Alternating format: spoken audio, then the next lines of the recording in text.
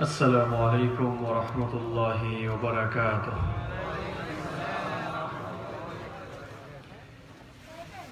আপনারা সবাই তো সালামের জবাব দিলেন না। সবাই কি ক্লান্ত হয়ে গিয়েছেন? তাহলে একটু আন্তরিকতার সাথে সালামের জবাব দেন তো। আসসালামু আলাইকুম ওয়া রাহমাতুল্লাহি ওয়া বারাকাতুহু। ইন্নাল হামদালিল্লাহ ইন্নাল হামদালিল্লাহিল্লাযী বিনি'মাতিহি তাতিম্মুস সালিহাত الذي علم القرآن خلق الإنسان وكرم وعلمه من البيان ما لم يعلم فسبحان الذي لا يحصى امتنانه باللسان ولا بالقلم نستغفره ونتوب إليه ونشهد أن لا إله إلا الله وحده لا شريك له ونشهد أن سيدنا وسندنا وحبيبنا وطبيبنا وطبيب أرواحنا محمدا عبد الله ورسوله أرسله بالحق بشيرا ونذيرا وداعيا إلى الله بإذنه وسراجا وقمرا منيرا أما بعد فقد قال الله تعالى في كلامه المجيد وفي فرقانه الحميد أعوذ بالله من الشيطان الرجيم بسم الله الرحمن الرحيم إن الله وملائكته يصلون على النبي يا أيها الذين آمنوا صلوا عليه وسلموا تسليما اللهم صل على محمد وعلى آل محمد كما صليت على إبراهيم وعلى آل إبراهيم إنك حميد مجيد اللهم بارك على محمد وعلى آل محمد كما باركت على إبراهيم وعلى آل إبراهيم إنك حميد مجيد ربي زدني علما ربي زدني علما ربي اشرح لي صدري ويسر لي أمري واحلل عقدة من لساني يفقه قولي سبحانك لا علم لنا إلا ما علمتنا إنك أنت العليم الحكيم صدق الله العظيم তুমি আরশে থাকো প্রভু আমি জমিনে তবু তোমারি প্রেম জমে হৃদয় গহীনে। তুমি আরো সে থাকো প্রভু, আমি জমিনে। তবু তোমারি প্রেম জমে হৃদয় গহীনে। আমি তোমারি গোলাম গো, অন্য কারো না। আমি তোমারি গোলাম গো, অন্য কারো না। আলিমুল গায়ব তুমি, মালিক রব্বানা। আল্লাহু আল্লাহু আল্লাহু আল্লাহ, আল্লাহু আল্লাহু আল্লাহু আল্লাহ।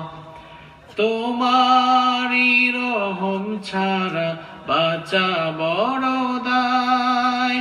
প্রতিদিনে প্রতিক্ষণে জড়িয়ে রাখো গো আমায়।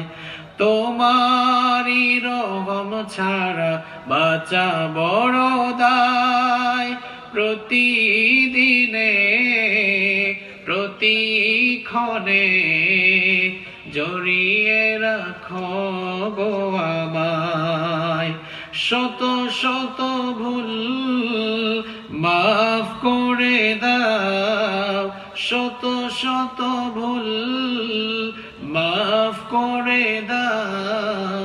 জানা কি অজানা আমি তোমারি গোলাম গো, অন্য কারো না। আলিমুল গায়ব তুমি, মালিক রব্বানা।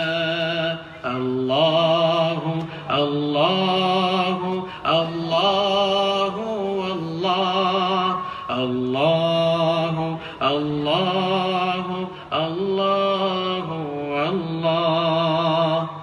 কঠিন বিচারের দিনে থেকো গো পাশে। পাপের ভারে নুয়ে গেছি মন, তাই কেঁদে মরে। কঠিন বিচারের দিনে থেকো আমার পাশে। পাপের ভারে নুয়ে গেছি মন, তাই কেঁদে মরে। জান্নাতি ফুল দিও গো আমায়, জান্নাতি ফুল দিও গো আমায়। আগুনে ফেলে দিও না, আমি তোমারি গোলাম গো, অন্য কারো না। আলিমুল গায়ব তুমি, মালিক রব্বানা। আলিমুল গায়ব তুমি, মালিক রব্বানা।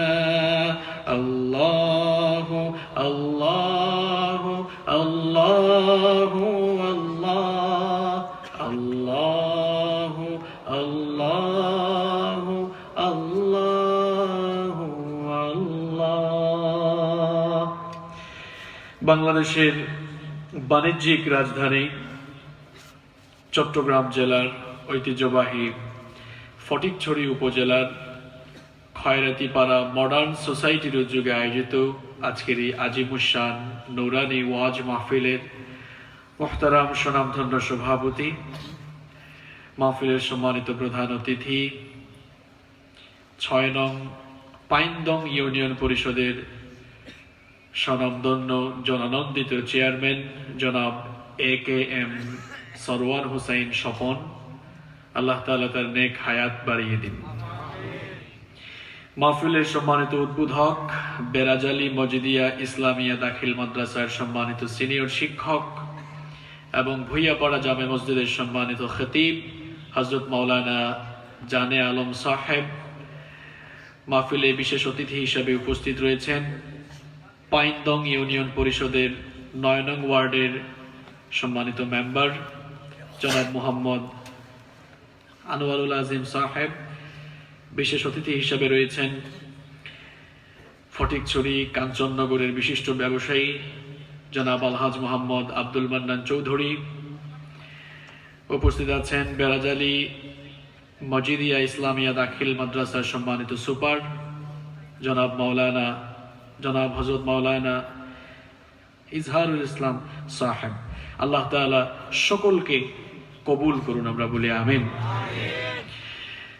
মাহফিলে উপস্থিত সম্মানিত উলামায়ে কেরাম, বিভিন্ন মসজিদের ইমাম এবং খতিব সাহেব বৃন্দ, উপস্থিত বিভিন্ন রাজনৈতিক দলের সম্মানিত নেতৃবৃন্দ, সামাজিক নেতৃবৃন্দ, আমার সামনে বসা অত্র এলাকার পার্শ্ববর্তী এবং দূরদূরান্ত থেকে আগত আল্লাহর দ্বীন প্রেমী, কোরআন প্রেমী সর্বস্তরের তাওহীদি জনতা, যুগে যুগে আল্লাহর জমিনে আল্লাহর দ্বীনকে প্রতিষ্ঠার জন্য যারা সবচাইতে বেশি অগ্রণী ভূমিকা পালন করেছেন, আমার সম্মানিত যুবক এবং তরুণ ভাইয়েরা, স্কুল, কলেজ, ইউনিভার্সিটি এবং মাদ্রাসা পড়ুয়া আমার প্রাণপ্রিয় মেধাবী ছাত্র ভাইয়েরা, উপস্থিত জাতির বিবেক সম্মানিত সাংবাদিক বৃন্দ, মহিলা প্যান্ডেল থেকে এবং ঘরে বসে যারা পর্দা সহকারে শুনছেন, আমার শ্রদ্ধেয়া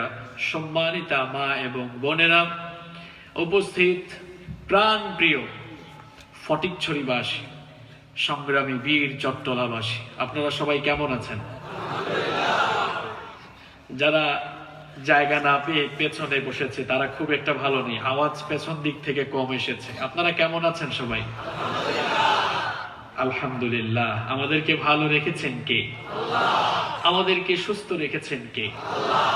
যে আল্লাহ তাআলা আমাদেরকে সুস্থ রেখেছেন, আমাদেরকে ভালো রেখেছেন, কোরআনে কারীমের এই জান্নাতি আয়োজনে আসার তৌফিক দিয়েছেন, সুযোগ করে দিয়েছেন, সেই আল্লাহর জন্য আমরা পড়ছি আলহামদুলিল্লাহ। সম্মানিত ভাইয়েরা, অনেক মানুষ এখনো মাহফিলে আসতেছেন। আপনারা যারা বসে গিয়েছেন, যারা আগে চলে এসেছেন, নিঃসন্দেহে আপনারা সৌভাগ্যবান, ঠিক কিনা? কারণ এই জান্নাতি আয়োজনে যত আগে আসতে পারবেন ততই লাভ আছে না নাই? তো প্যান্ডেলের মাঝখানে অনেক ফাঁকা জায়গা আছে, এই ফাঁকা জায়গাগুলোকে যদি আমরা ফিল আপ করে দেই, তাহলে পেছনে যারা জায়গা না পাওয়ার কারণে কষ্ট করছেন তারাও জায়গা পেয়ে যাবেন। আপনারা কেউ না দাঁড়িয়ে যেরকম বসা আছেন একটু একটু করে সামনে এগিয়ে যান আর ফাঁকা জায়গাগুলো ফিল আপ করে বসেন। আমি ফটিকছড়িতে অনেকবার এসেছি। ফটিকছড়ির মানুষ অত্যন্ত ভদ্র, সুশিক্ষায় সুশিক্ষিত, সচেতন এবং ভদ্র। আমি বিশ্বাস করি আজকের এই মাহফিলে আপনারা আপনাদের শিক্ষা দীক্ষা সচেতনতার বহিঃপ্রকাশ ঘটাবেন ইনশাআল্লাহ। দেখেছেন কত ভদ্র মানুষ, কেউ না দাঁড়িয়ে বলার সাথে সাথেই সবাই এগিয়ে আসতেছে, আলহামদুলিল্লাহ। এটাই তো ভদ্রতা এবং সচেতনতার বহিঃপ্রকাশ, কথা ঠিক কিনা? প্রিয় ভাইয়েরা, আজকের এই মাহফিল আপনাদের এলাকায় যুবক তরুণ ভাইয়েরা খুব কষ্ট করে আয়োজন করলো। এলাকার মুরব্বী যারা, দায়িত্বশীল যারা, রাজনৈতিক নেতৃবৃন্দ যারা, তারা সকলেই মাহফিল বাস্তবায়নে তাদের নিজেদের জায়গা থেকে সবাই আন্তরিক সহযোগিতা করেছেন।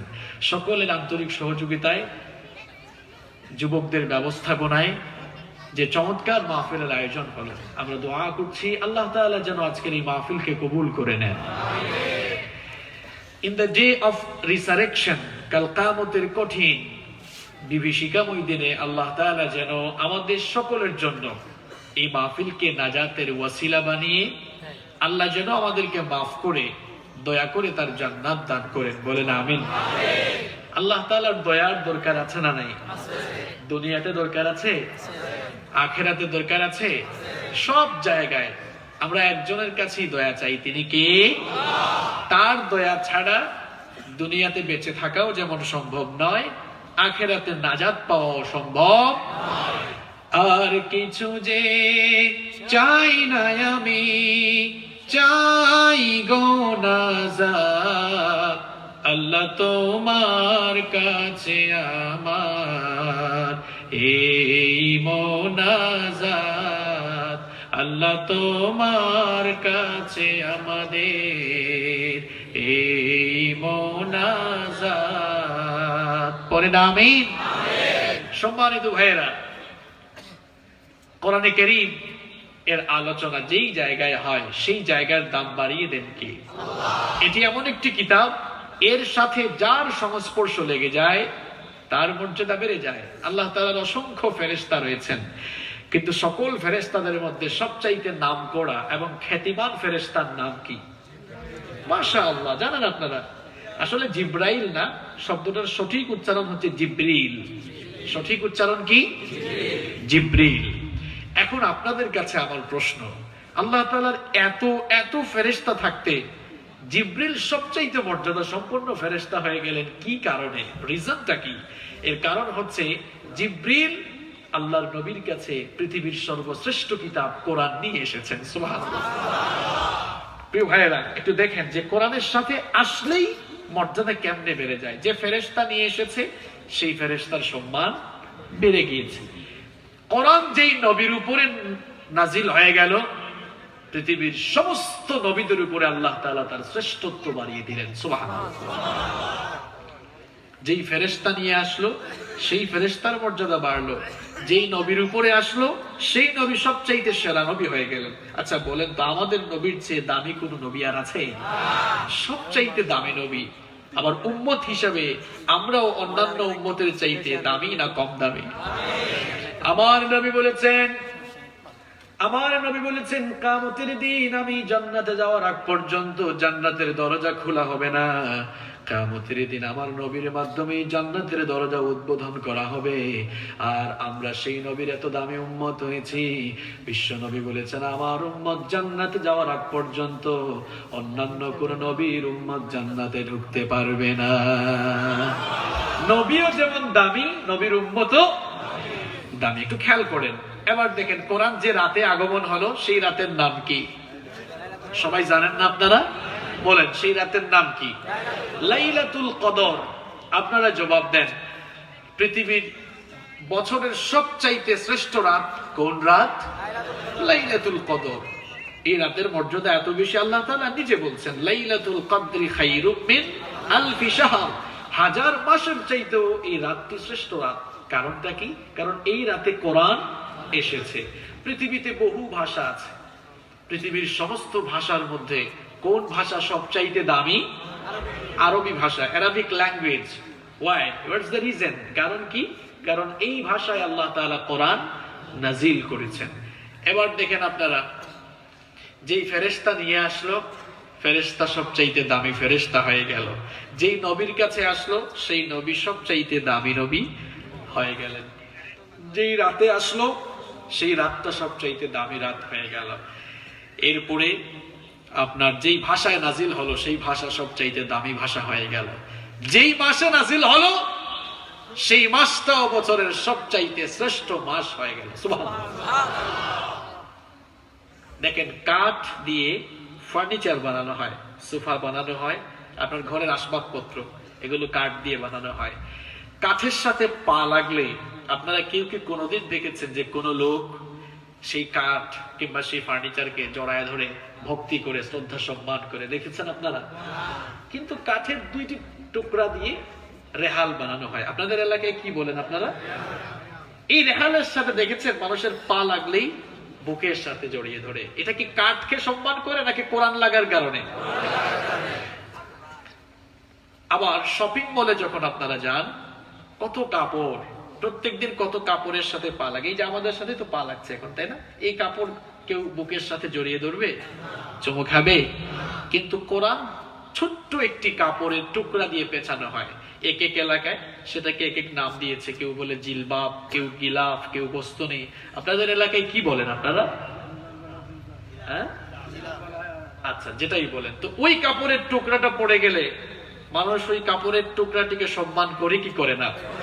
আসলে কি কাপড়কে করছে নাকি কাপড় কোরআনের সাথে লাগার কারণে? কি বুঝলেন আপনারা? এটা এমন একটি দামি কিতাব যার সাথেই এই কিতাবের সংস্পর্শ লেগে যায় তারই মর্যাদা বেড়ে যায়। আমরা যারা দুনিয়াতে এত মানুষ বসবাস করছি, আমরা যারাই আল্লাহর কিতাব কোরআনের কাছে চলে আসব, কোরআনটাকে পড়ার চেষ্টা করব, বুঝার চেষ্টা করব, মানার চেষ্টা করব, আমরা যারাই কোরআনের সাথী হয়ে যাব, আমার নবী বলছেন যে কোরআন কিয়ামতের দিন ওই লোকটার জন্য সুপারিশকারী, শাফায়াতকারী হয়ে যাবে। আমরা কিয়ামতে নাজাত চাই কি চাই না? জান্নাত চাই কি চাই না? তাহলে কোরআনের সাথে থাকার দরকার আছে না নেই?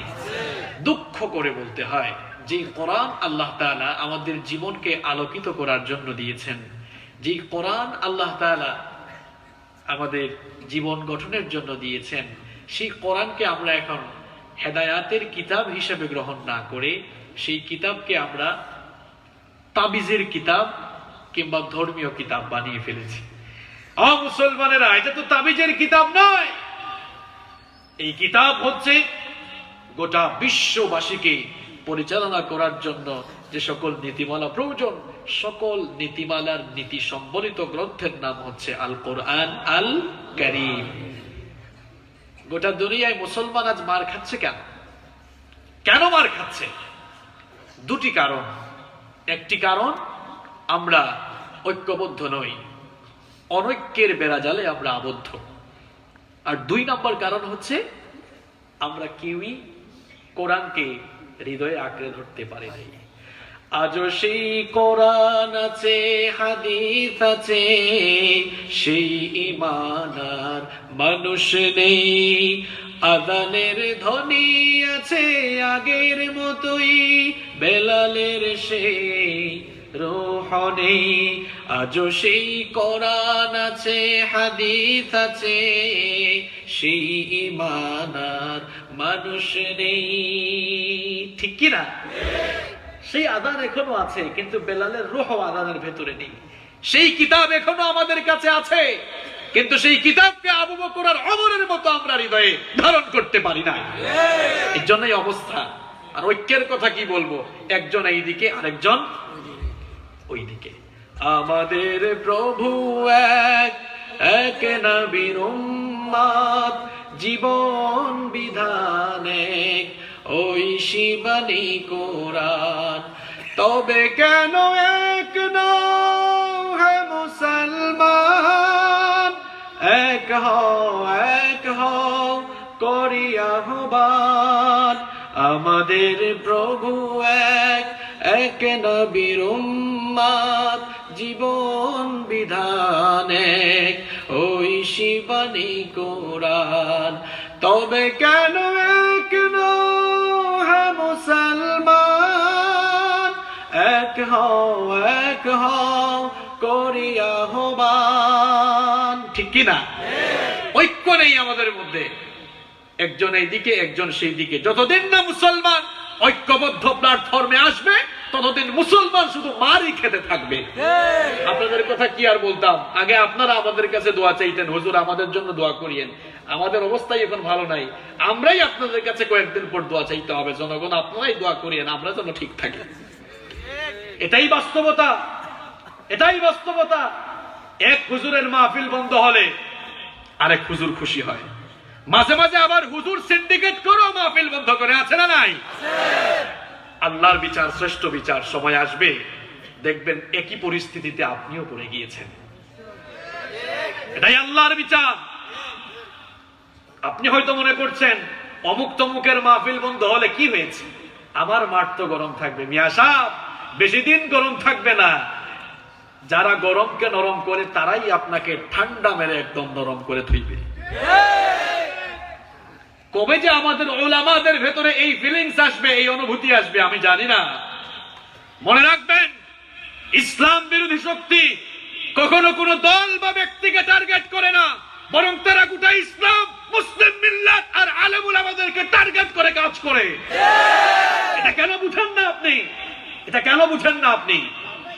যদি না বুঝে এরকম চলতে থাকেন, মনে রাখবেন এই মুসিবতে আপনি নিজেই একদিন পড়ে যাবেন। আল্লাহ তাআলা আলেমদের অন্তরের অনুভূতি শক্তিকে তুমি জাগ্রত করে দাও। আল্লাহ তাআলা আমাদের সকলকে এক আর নেক বানিয়ে দাও। সম্মানিত ভাইয়েরা, কষ্ট হচ্ছে আপনাদের? আজকের এই প্রোগ্রামকে বাস্তবায়ন করার জন্য যুবক ভাইয়েরা, তরুণ ভাইয়েরা অনেক কষ্ট করেছে। এলাকার মুরব্বী যারা, সবাই তাদেরকে সাপোর্ট করেছে, সহযোগিতা করেছে। আর মাহফিলও যারা উপস্থিত হয়েছে ম্যাক্সিমাম দেখা যাচ্ছে ইয়াং যুবক আর তরুণ ভাইয়েরা। এজন্য আজকে যুবক আর তরুণ ভাইদের উদ্দেশ্যেই একটু বেশি করে কথা বলার চেষ্টা করব ইনশাআল্লাহ। শেষ পর্যন্ত থাকবেন তো আপনারা? আমরা যেন শেষ পর্যন্ত ধৈর্য সহকারে নীরবতার সাথে শুনতে পারি, আর আমরা যেন আমাদের প্র্যাকটিক্যাল লাইফে আমল করার উপযোগী কথা শুনে বাড়ি ফিরতে পারি। আল্লাহ আমাদেরকে তৌফিক দান করো। সম্মানিত ভাইয়েরা, যদি কোনো মানুষ বার্ধক্য বয়স পর্যন্ত উপনীত হয়ে দুনিয়া থেকে বিদায় নেয়, তাহলে একটি মানুষ তার জীবনে 5টি পর্যায় অতিক্রম করে। নাম্বার 1 শিশুকাল, নাম্বার 2 কৈশোরকাল, নাম্বার 3 যৌবনকাল, নাম্বার 4 প্রৌঢ়কাল, নাম্বার 5 বৃদ্ধকাল। একজন মানুষ যদি একেবারে বুড়ো বয়স পর্যন্ত পৌঁছতে পারে, তাহলে তার জীবনে সে কয়টি ধাপ অতিক্রম করে? 5টি ধাপ। শিশুকাল, কৈশোরকাল, যৌবনকাল, প্রৌঢ়কাল, বৃদ্ধকাল। আমরা যারা এখানে উপস্থিত আছি, আমরা কি সবাই মায়ের পেটের ভেতর থেকে এই সাইজ নিয়ে এসছে নাকি? সবাই একদিন ছোট্ট বাচ্চা ছিলাম, ছোট্ট সাইজের ছিলাম, তাই না? এরপরে ধীরে ধীরে ধরে আমরা আজকে এতটুকু পর্যন্ত বড় হয়েছে। তাহলে সবার জীবনে শিশুকাল গিয়েছে। শিশুকালের পর আমাদের জীবনে কৈশোরকাল নামে একটি কালও চলে গিয়েছে। এরপরে আমরা যৌবনকালে পদার্পণ করলাম। এই যৌবনও থাকে না, যৌবনটাও সময়ের সাথে সাথে চলে যায়, ফুরিয়ে যায়। তারপরে মানুষ প্রৌঢ়কালে চলে যায়, প্রৌঢ়কালও শেষ হয়ে যায়। প্রৌঢ়কাল শেষ করার পর মানুষ বৃদ্ধ বয়সে চলে যায়। এই যে মাহফিলে যে সকল বৃদ্ধ বাবারা এসেছেন, তারা সবাই কিন্তু এই ধাপগুলো অতিক্রম করেই বৃদ্ধ বয়সে উপনীত হয়েছেন। এটাই দুনিয়ার বাস্তবতা, ঠিক কিনা? আপনারা একটু খেয়াল করেন, দেখেন এই 5টি কাল, শিশুকাল, কৈশোরকাল, যৌবনকাল, প্রৌঢ়কাল, বৃদ্ধকাল, এই 5টি কালের মধ্যে একেবারে মাঝামাঝিতে কোন কাল আছে? সবাই কথা বলবেন, মাঝামাঝিতে কোন কাল? মাশাআল্লাহ, 3 নম্বরে আছে যৌবনকাল। এর আগেও 2টি দুর্বল কাল। দুর্বলিত, কারণ শিশুকালে মানুষ শক্তিশালী থাকে না দুর্বল থাকে? শিশু এবং কৈশোরকালে মানুষ দুর্বল থাকে। আবার প্রৌঢ় এবং বৃদ্ধ হয়ে গেলে, বুড়া বয়সেও মানুষ আবার বাচ্চার মতো হয়ে যায়, শক্তি ফুরিয়ে যায়। তবে কিছু কিছু বুড়া মানুষ, তাদেরকে ফিজিক্যালি বুড়ো দেখালেও মনের দিক থেকে কিন্তু তারা যুবক থাকে। এরকম কিছু মানুষ আছে না? তাদের ব্যাপারটি এক্সেপশনাল, তাদের ব্যাপারটি ভিন্ন। তো এই 5টি কালের মধ্যে 3 নাম্বার যৌবনকাল হচ্ছে মানুষের জীবনের সবচাইতে গুরুত্বপূর্ণ একটি সময়। এজন্য বলা হয় youth is called the golden season of human life. মানুষের জীবনের এই যৌবনকালের সময়টা হচ্ছে তার স্বর্ণালী সময়, গোল্ডেন সিজন, সবচাইতে স্বর্ণালী সময়। এর আগেও 2টি দুর্বল কাল, পরেও 2টি দুর্বল কাল। প্রিয় ভাইয়েরা, এই যৌবনকাল অত্যন্ত গুরুত্বপূর্ণ, আবার এই যৌবনকাল অত্যন্ত ঝুঁকিপূর্ণ। যৌবনকাল গুরুত্বপূর্ণ কেন? কারণ যৌবনকালীন বয়সে মানুষের শরীরে শক্তি কম থাকে না বেশি থাকে? বেশি থাকে। এই জন্য যুবক যদি তার সেই যৌবনের শক্তি, যৌবনের ক্ষমতা, যৌবনের উন্মাদনাকে সঠিকভাবে কাজে লাগাতে পারে, তাহলে সেই যুবক তার উন্নত কেরিয়ার, চারিত্রিক সমৃদ্ধি এবং তার জীবনের কাঙ্ক্ষিত সফলতা লাভে সে সক্ষম হবে। যৌবনকাল যেমন ভাবে গুরুত্বপূর্ণ, আবার যৌবনকাল অত্যন্ত ঝুঁকিপূর্ণ। ঝুঁকিপূর্ণ কেন? যেহেতু শরীরে শক্তি অনেক বেশি থাকে, দেমাগ অনেক বেশি থাকে। এই শক্তি দেমাগ বেশি থাকার কারণে কেউ যদি পথ হারিয়ে বিপথে চলে যায়, দিকভ্রান্ত পথভ্রষ্ট হয়ে যায়, তাহলে তার দুনিয়াও যেমন ধ্বংস হবে, আখেরাতও তেমন ধ্বংস হবে। যুব সমাজ একটি সমাজের জন্য, একটি জাতির জন্য, একটি রাষ্ট্রের জন্য, একটি সভ্যতার জন্য অত্যন্ত গুরুত্বপূর্ণ ভূমিকা পালন করে থাকে। কারণ এই যুবকরা সৃষ্টিশীল, যুবকরা ধ্বংসশীল। যুবকরা যদি চায়, তারা তাদের যৌবনের উন্মাদনা দিয়ে, যৌবনের উন্মাদনাকে কাজে লাগিয়ে একটি জাতি, একটি সমাজের উত্থান ঘটাতে পারে। আবার কোন সমাজ বা জাতির যুবকরা যদি দিকভ্রান্ত হয়ে যায়, পথভ্রষ্ট হয়ে যায়, তাহলে সেই সমাজ, সভ্যতা বা সেই জাতির ধ্বংস অনিবার্য হয়ে দাঁড়ায়। পৃথিবীর ইতিহাস আমাদেরকে কি বলছে দেখেন। সেই চীন বিপ্লব, ফরাসি বিপ্লব, আমরা যদি ভারতীয় উপমহাদেশের আন্দোলনগুলোর দিকে খেয়াল করি, 52 ভাষা আন্দোলন, 69 গণ অভ্যুত্থান, 71-এর স্বাধীনতা সংগ্রাম, তার পরবর্তী আরো বহু সংগ্রাম হয়েছে।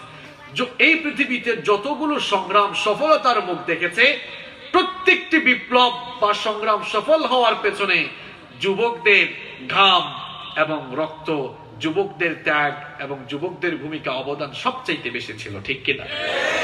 রাসূল করিম সাল্লাল্লাহু আলাইহি ওয়াসাল্লাম এক ঝাঁক আল্লাহওয়ালা, আল্লাহর দ্বীনের পথে নিজেদেরকে উৎসর্গকারী যুবক আর তরুণদেরকে নিয়েই কিন্তু সেই বদর, উহুদ, খায়বার, খন্দক থেকে নিয়ে একেবারে মক্কা বিজয় পর্যন্ত ইসলামের বিজয় সুনিশ্চিত করেছেন।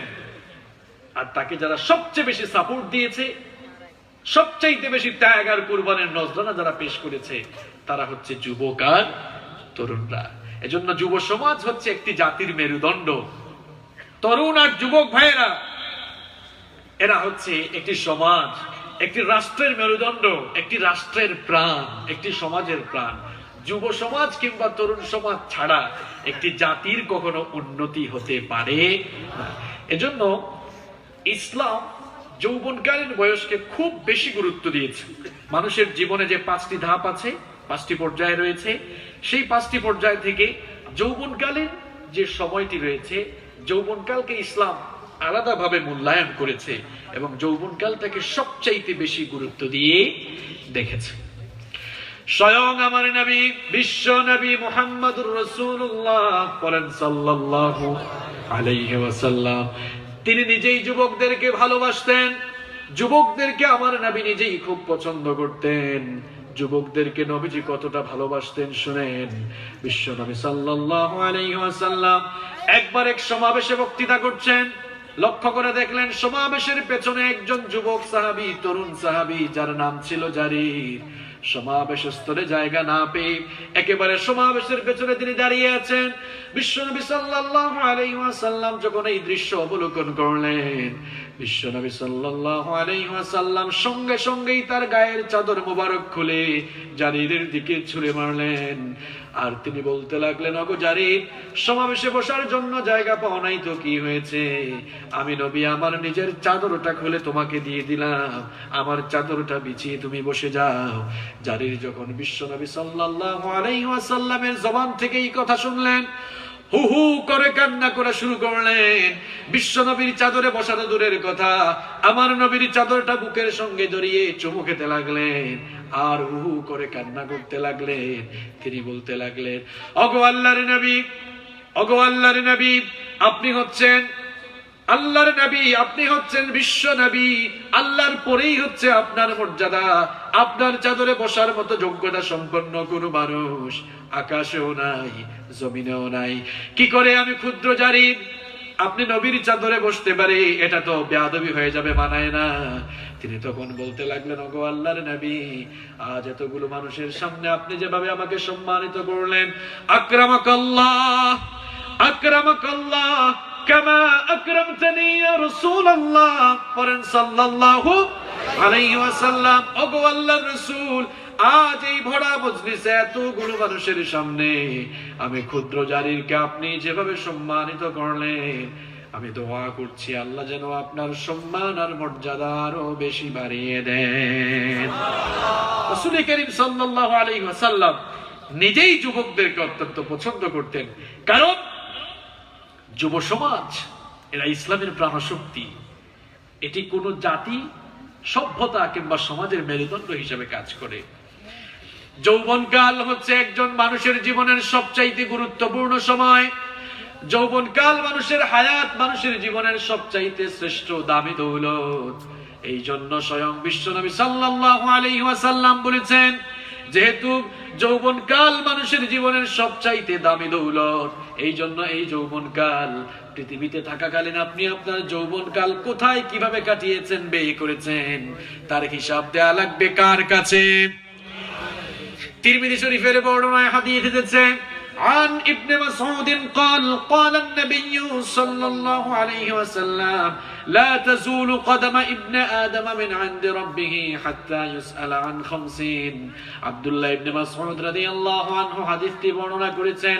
তিনি বলেছেন, বিশ্বনবী সাল্লাল্লাহু আলাইহি ওয়াসাল্লাম বলেছেন, কিয়ামতের দিন আল্লাহর সকল বান্দারা যখন হাসরের ময়দানে সমবেত হয়ে যাবে, সেদিন মানুষেরা 5টি প্রশ্নের জবাব না দিয়ে এক কদম নাড়াতে পারবে না। আমার ভাইরা, হাসরের সেই কঠিন বিভীষিকাময় দিন কত সাংঘাতিক হয়ে যাবে, কত মারাত্মক হয়ে যাবে, ভালো করে শোনেন। এখন তো সূর্য মানুষের মাথা থেকে 9,30,00,000 মাইল দূরে, কিয়ামতের কঠিন বিভীষিকাময় দিনে 9,30,00,000 মাইল দূরের সূর্য মানুষের মাথার 1 মাইল কিংবা 2 মাইল উপরে নেমে আসবে। অবস্থা সেদিন এত বেশি বিভীষিকাময় হয়ে যাবে, সূর্যের প্রচন্ড তাপে জমিন সেদিন তামার জমিনে পরিণত হয়ে যাবে। গুনাহগারদের মাথার চান্দি ফেটে মগজগুলো টকবক করে ফুটতে থাকবে।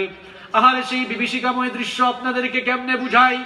মহিলারা যখন চুলায় ভাত বসায়, পানি গরম হয়ে যাওয়ার পর চালগুলো যেমন করে ফুটতে থাকে, মানুষের মাথার 1 কিংবা 2 মাইল উপরে এসে সূর্য যখন প্রচন্ড তাপ দিবে, মানুষের মাথা, গুনাহগার পাপী-তাপী জাহান্নামীদের মাথার মগজগুলো সেভাবে টকবক করে ফুটে ফুটে গলে গলে বেয়ে পড়তে থাকবে।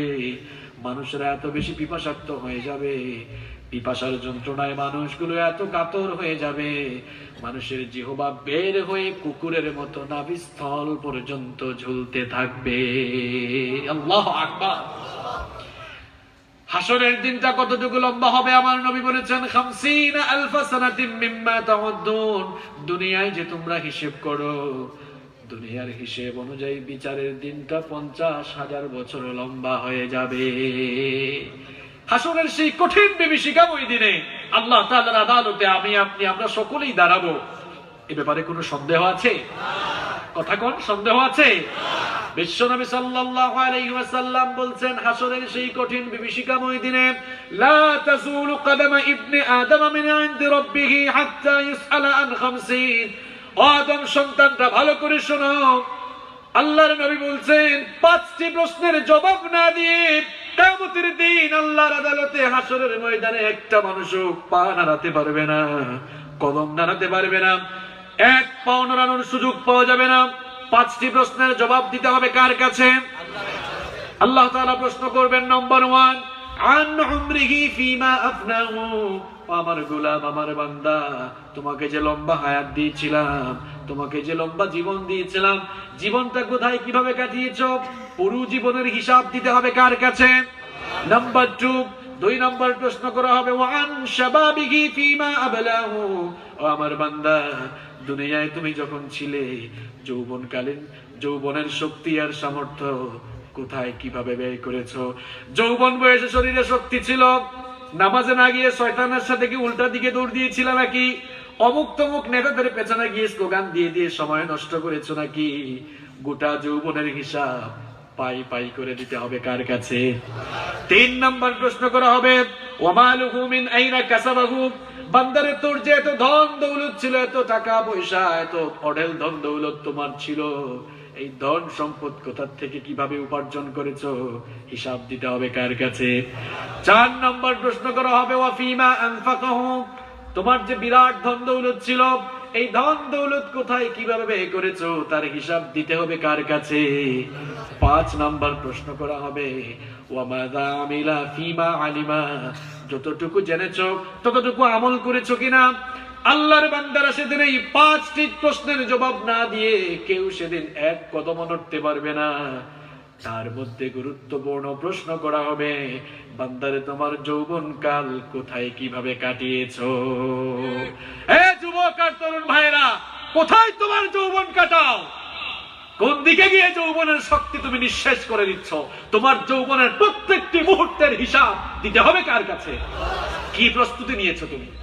তোমার যৌবনের হিসাবের প্রস্তুতি নেওয়ার জন্য, যৌবনের হিসাব দেওয়ার জন্য কি প্রস্তুতি নিয়েছো তুমি? তোমার বিবেকের কাছে সেই প্রশ্ন রাখলাম। যেহেতু যৌবনকালের প্রত্যেকটি মুহূর্তের হিসাব আল্লাহর কাছে দিতে হবে, এই জন্য আমার নবী বললেন, যৌবনকালকে গনিমত মনে করে যৌবনকালকে তুমি কাজে লাগাও। তিরমিজি শরীফের অন্য হাদিসে বিশ্বনবী সাল্লাল্লাহু আলাইহি ওয়াসাল্লাম বলছেন, ইগতানিম খামসান ক্বাবলা খামসিন, 5টি জিনিস চলে আসার আগে 5টি জিনিসকে গনিমত মনে করে মূল্যায়ন করো। নাম্বার 1, 1 নাম্বার হলো হায়াতাকা ক্বাবলা মাউতিক, মউত চলে আসার আগে, মৃত্যু চলে আসার আগে জীবনটাকে কাজে লাগাও। মৃত্যু চলে আসার পর আর যদি আপনি হায় হুতাশ কিংবা আফসোস করেন, আর কি জীবন ফিরে পাবেন নাকি? এই জন্য আমার নবী বলেছেন, মরে যাওয়ার আগে জীবনটাকে কাজে লাগাও। কিয়ামত মারা যাওয়ার পর জাহান্নামীগুলো বলবে, ইয়া লাইতানি কদ্দামতু লি হায়াতি, হায় আফসোস, আবার যদি আমার জীবন ফিরে পেতাম, এরকম আফসোস করতে থাকবে। কিন্তু আফসোস করে কোনো লাভ হবে নাকি বলেন? এই জন্য আমার নবী বললেন, হায়াতাকা ক্বাবলা মাউতি, মৃত্যুর আগে জীবনকে কাজে লাগাও। এরপরে 2 নম্বর আমার নবী বলছেন, ওয়াসিহাতাকা ক্বাবলা সুকুমিক, অসুস্থ হওয়ার আগে সুস্থ থাকাকালীন সময়টার কদর করো। অসুস্থ হওয়ার পর খুব ইবাদত শুরু করে দেয়, তখন ঠিকমতো রুকুও করা যায় না, সাজদাও করা যায় না। আমার নবী বলছেন, সিহাতাকা ক্বাবলা সুকুমিক, অসুস্থ হওয়ার আগেই সুস্থ থাকাকালীন সময়টার কদর করো। অসুস্থ হলে বোঝা যায় যে সুস্থতা কত দামি নেয়ামত, ঠিক না? এক হাদিসে বিশ্বনবী সাল্লাল্লাহু আলাইহি ওয়াসাল্লাম বলেছেন, সাল্লাল্লাহুল আফওয়া ওয়াল আফিয়া, তোমরা আল্লাহর কাছে সুস্থতার নেয়ামত চেয়ে নাও, সুস্থতার নেয়ামত আল্লাহর কাছ থেকে চেয়ে নাও। ফা ইন্নালাম আহাদান ইউতা বাদাল ইয়াকিনি খায়রাম মিনাল আফিয়া, কারণ পৃথিবীতে ঈমানের চেয়ে সুস্থতার মতো উত্তম কোন নেয়ামত আর দেয়া হয় নাই। যে মানুষগুলো সুস্থ তারাই পৃথিবীতে সবচেয়ে বেশি সুখী। আপনাদেরকে যদি বলি সবচেয়ে সুখী কে, আপনারা বলবেন, হুজুর দেখেন না, এই লোকটার অনেক টাকা, এই লোকটা সবচেয়ে সুখী। প্রিয় ভাইয়েরা, হ্যাপিনেসের ডেফিনেশন এটা নয়। সুখী থাকা মানে অঢেল ধন দৌলতের মালিক হওয়া বুঝায় না। একটা লোকের প্রচুর টাকা পয়সা আছে, গাড়ি বাড়ি ইন্ডাস্ট্রি, টাকা পয়সা ধন দৌলতের অভাব নাই, কিন্তু লোকটা অসুস্থ, এই লোকটাকে আপনি সুখী বলবেন? কথা কন না কেন, সুখী বলবেন? এই লোকটা তো পৃথিবীর সবচাইতে অসুখী, সব আছে কিন্তু লোকটার মনে শান্তি নাই, শরীরে কোনো শান্তি, এই লোকটা সুখী? রিক্সাওয়ালা সারাদিন রিক্সা চালায়, থাকার জন্য একটা ভালো ঘরও নাই, কিন্তু লোকটা ভালো আছে, সুস্থ আছে। পৃথিবীতে এই লোকটার মতো সুখী মানুষ আর আছে? এজন্য সুস্থতা হচ্ছে পৃথিবীর সবচাইতে দামি নেয়ামতের নাম। আল্লাহ যেন মৃত্যুর আগ পর্যন্ত আমাদেরকে সুস্থ রাখেন, বলে আমিন। সুস্থ থেকেই যেন আমরা কাউকে কষ্ট না দিয়ে দুনিয়া থেকে যেতে পারি, আল্লাহ আমাদেরকে কবুল করো। মাঝে মাঝে কিন্তু আমি এদিক সেদিক যাব, রাস্তায় গাড়ি চললে মাঝে মাঝে ব্রেক দিতে হয় না? তাই বলে কি মূল রাস্তা মানুষ হারিয়ে ফেলে? কথা কর না কেন, কষ্ট হচ্ছে আপনাদের? মোনাজাত দিয়ে দিই। রাস্তায় চললে মাঝে মাঝে ব্রেক দেয়, তাই বলে কি মূল রাস্তা মানুষ হারিয়ে ফেলে? আলোচনার মধ্যে অনেক কথা আসবে, আমরা এদিক সেদিক গেলেও আমরা মূল জায়গা থেকে কিন্তু বের হব না, ইনশাআল্লাহ। কোন জায়গায় ছিলাম মনে আছে? আমার নবী বলছেন, 5টি জিনিস আসার আগে 5টি জিনিসের কদর করো। হায়াতাকা ক্বাবলা মাউতিক, মৃত্যু আসার আগে জীবনকে কাজে লাগাও। নাম্বার 2, সিহাতাকা ক্বাবলা সুকুমিক, অসুস্থ হওয়ার আগে সুস্থ থাকাকালীন সময়টার কদর করো। নাম্বার 3, ওয়াগিনাকা ক্বাবলা ফাকরিক, ওয়াগিনাকা ক্বাবলা ফাকরিক, অসচ্ছলতার আগে সচ্ছল থাকাকালীন সময়টার কদর করো। নাম্বার 4, ওয়াগিনাকা নাম্বার 4, 4 নাম্বার হলো ওয়াফিরাগাকা ক্বাবলা শুগুলিক, ওয়াফিরাগাকা ক্বাবলা শুগুলিক, ব্যস্ত হওয়ার আগে অবসর থাকাকালীন সময়টার কদর করো। আর নাম্বার 5, 5 নাম্বার হলো ওয়াশাবাবাকা ক্বাবলা হারামিক, বুড়ো হয়ে যাওয়ার আগে যৌবনকালের কদর করো। বুড়ো হয়ে যাওয়ার আগে যৌবনকালের কদর করো, কারণ এই যৌবনকাল চলে গেলে আর ফিরে আসে না। Nobody wants to lose youth time. এই যৌবনকে কিন্তু কেউ হারাতে চায় না, কেউ হারাতে চায় না। এজন্য দেখবেন চুলদাড়ি যখন পাকা শুরু করে কিছু মানুষ চুলদাড়িতে কালার করে দেখতে যেন একটু ইয়াং ইয়াং লাগে। যৌবন হেফাজতের জন্য মানুষ অনেক চেষ্টা করে। আপনারা চট্টগ্রাম টাউনে যান তো, সিটিতে যান না? পাবলিক বাসগুলোতে উঠলেই দেখবেন যৌবন হেফাজতের হারবালের পুস্টার গায়ে ছিটায় মারে। রাস্তাঘাটে বের হলে ওয়াজ মাহফিল, তাফসীর মাহফিলের তো পুস্টার চোখে পড়বে না, যৌবন হেফাজতের হারবালের যত পুস্টার আপনার চোখের সামনে পড়বে। এই যে যৌবন হেফাজতের জন্য মানুষের এত সাধনা, এত কষ্ট, তারপরেও কি কেউ যৌবনকে ধরে রাখতে পারে? এই যৌবন থাকে না, যৌবনটা চলে যায়। এই জন্য আমার নবী বলছেন যৌবন চলে যাওয়ার আগে যৌবনটাকে কদর করো, যৌবনটাকে মূল্যায়ন করো। এই যে বুড়ো বাবারা যারা আছেন তারাও একদিন যুবক ছিলেন, তাই না? যুবক ছিলেন কিনা আপনারা? চলে গিয়েছে।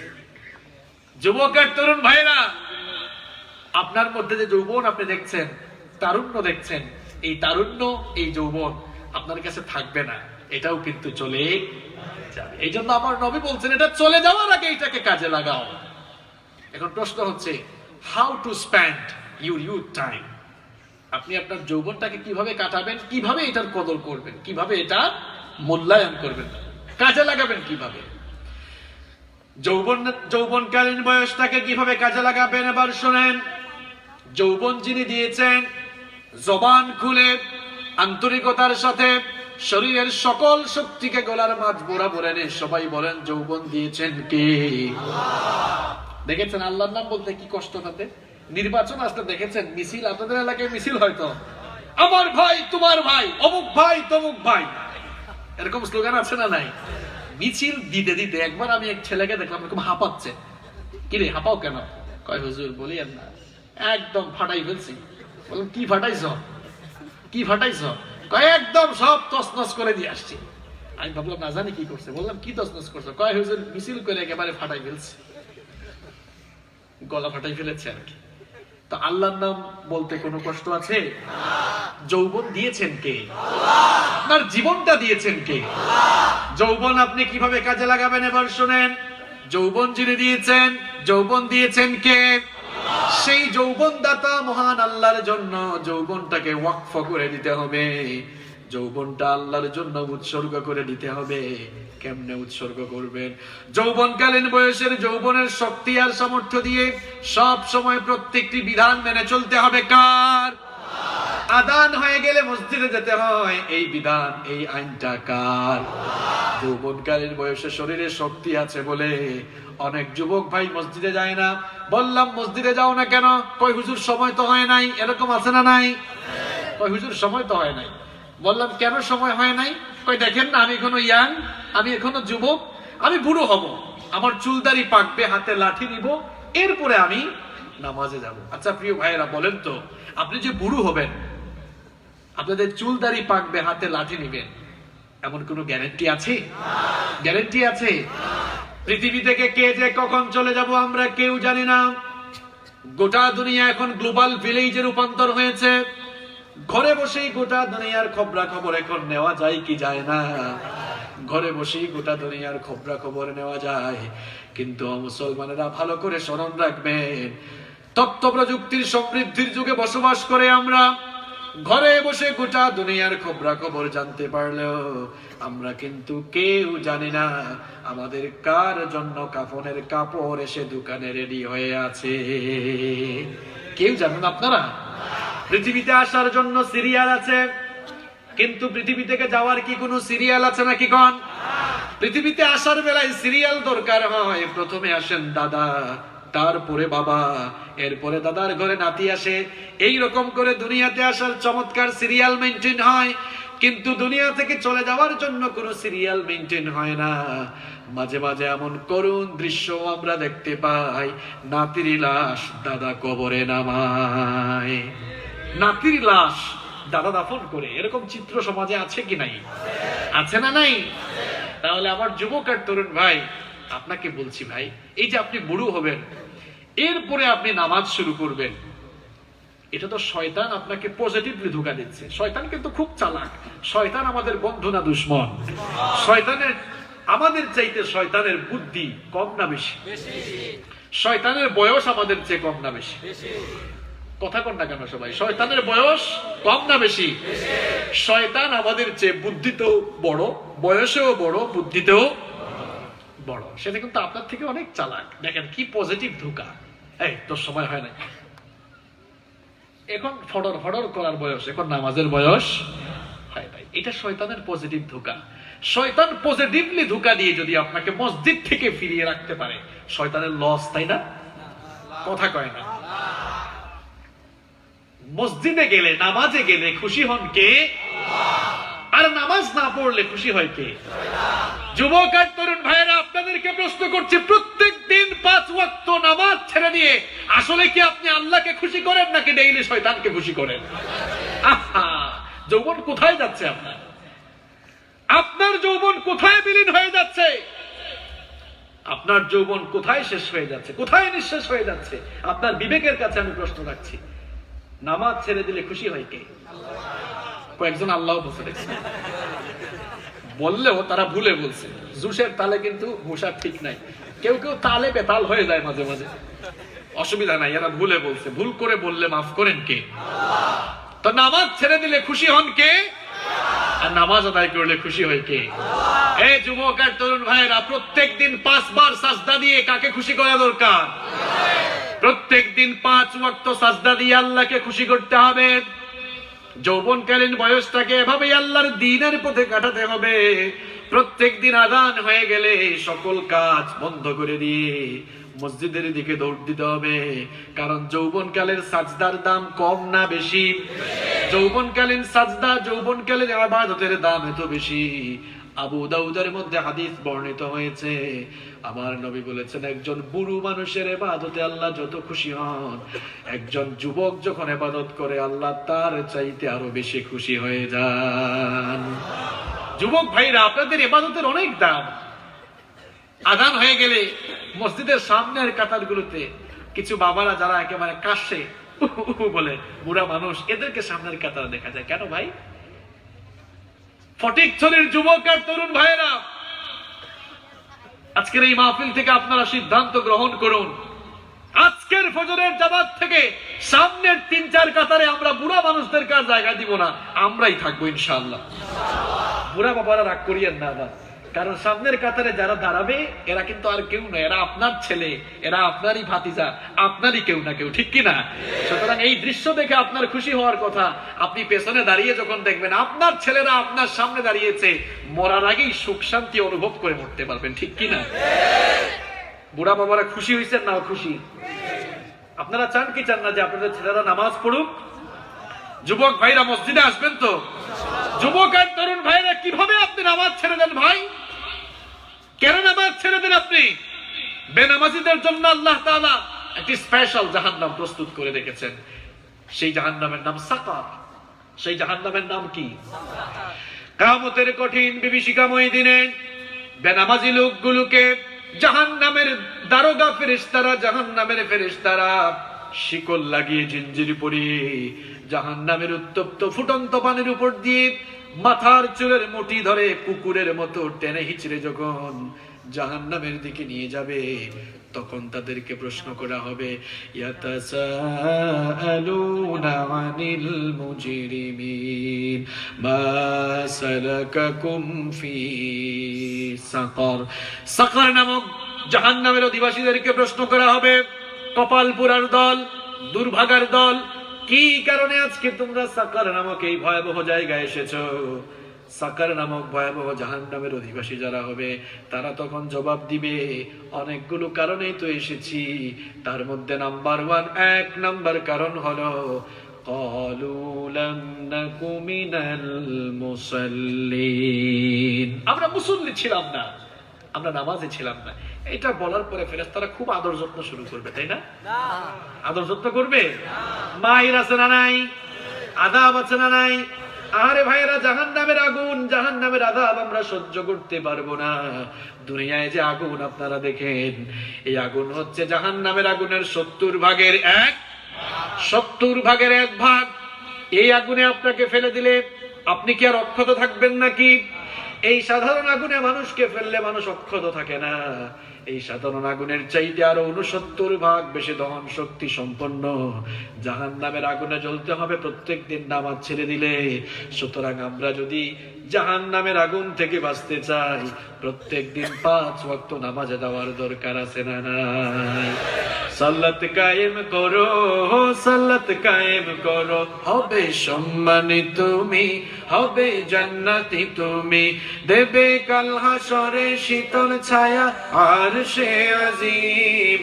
রব্বিয়াল আলা, রব্বিয়াল আজিম, রব্বিয়াল আলা, রব্বিয়াল আজিম। মুমিন তুমি, সালাত তোমার মস্ত পরিচয়। দুনিয়া তোমার আজকে আছে, কালকে হবে লয়। আজকে রুকু সাজদা করো, নিজ পরিচয় আঁকড়ে ধরো, তবেই তো মুমিন। সালাত তোমার অঙ্গে মাখো, সঙ্গে রাখো, হবে না বিলীন। রব্বিয়াল আলা রব্বিয়াল আযীম, রব্বিয়াল আলা রব্বিয়াল আযীম। প্রিয় যুবক ভাইরা, তাহলে যৌবনকালকে নামাজের মাধ্যমে কাটানোর দরকার আছে না নাই? নামাজে আসবেন তো ইনশাআল্লাহ? যুবক আর তরুণ ভাইয়ের, আজ থেকে আর মরার আগ পর্যন্ত কোনোদিন নামাজ ছাড়বো না, এই ওয়াদা কি মাহফিলে করা যায়? কারা কারা রাজি? দু হাত তুলে আল্লাহকে দেখান তো।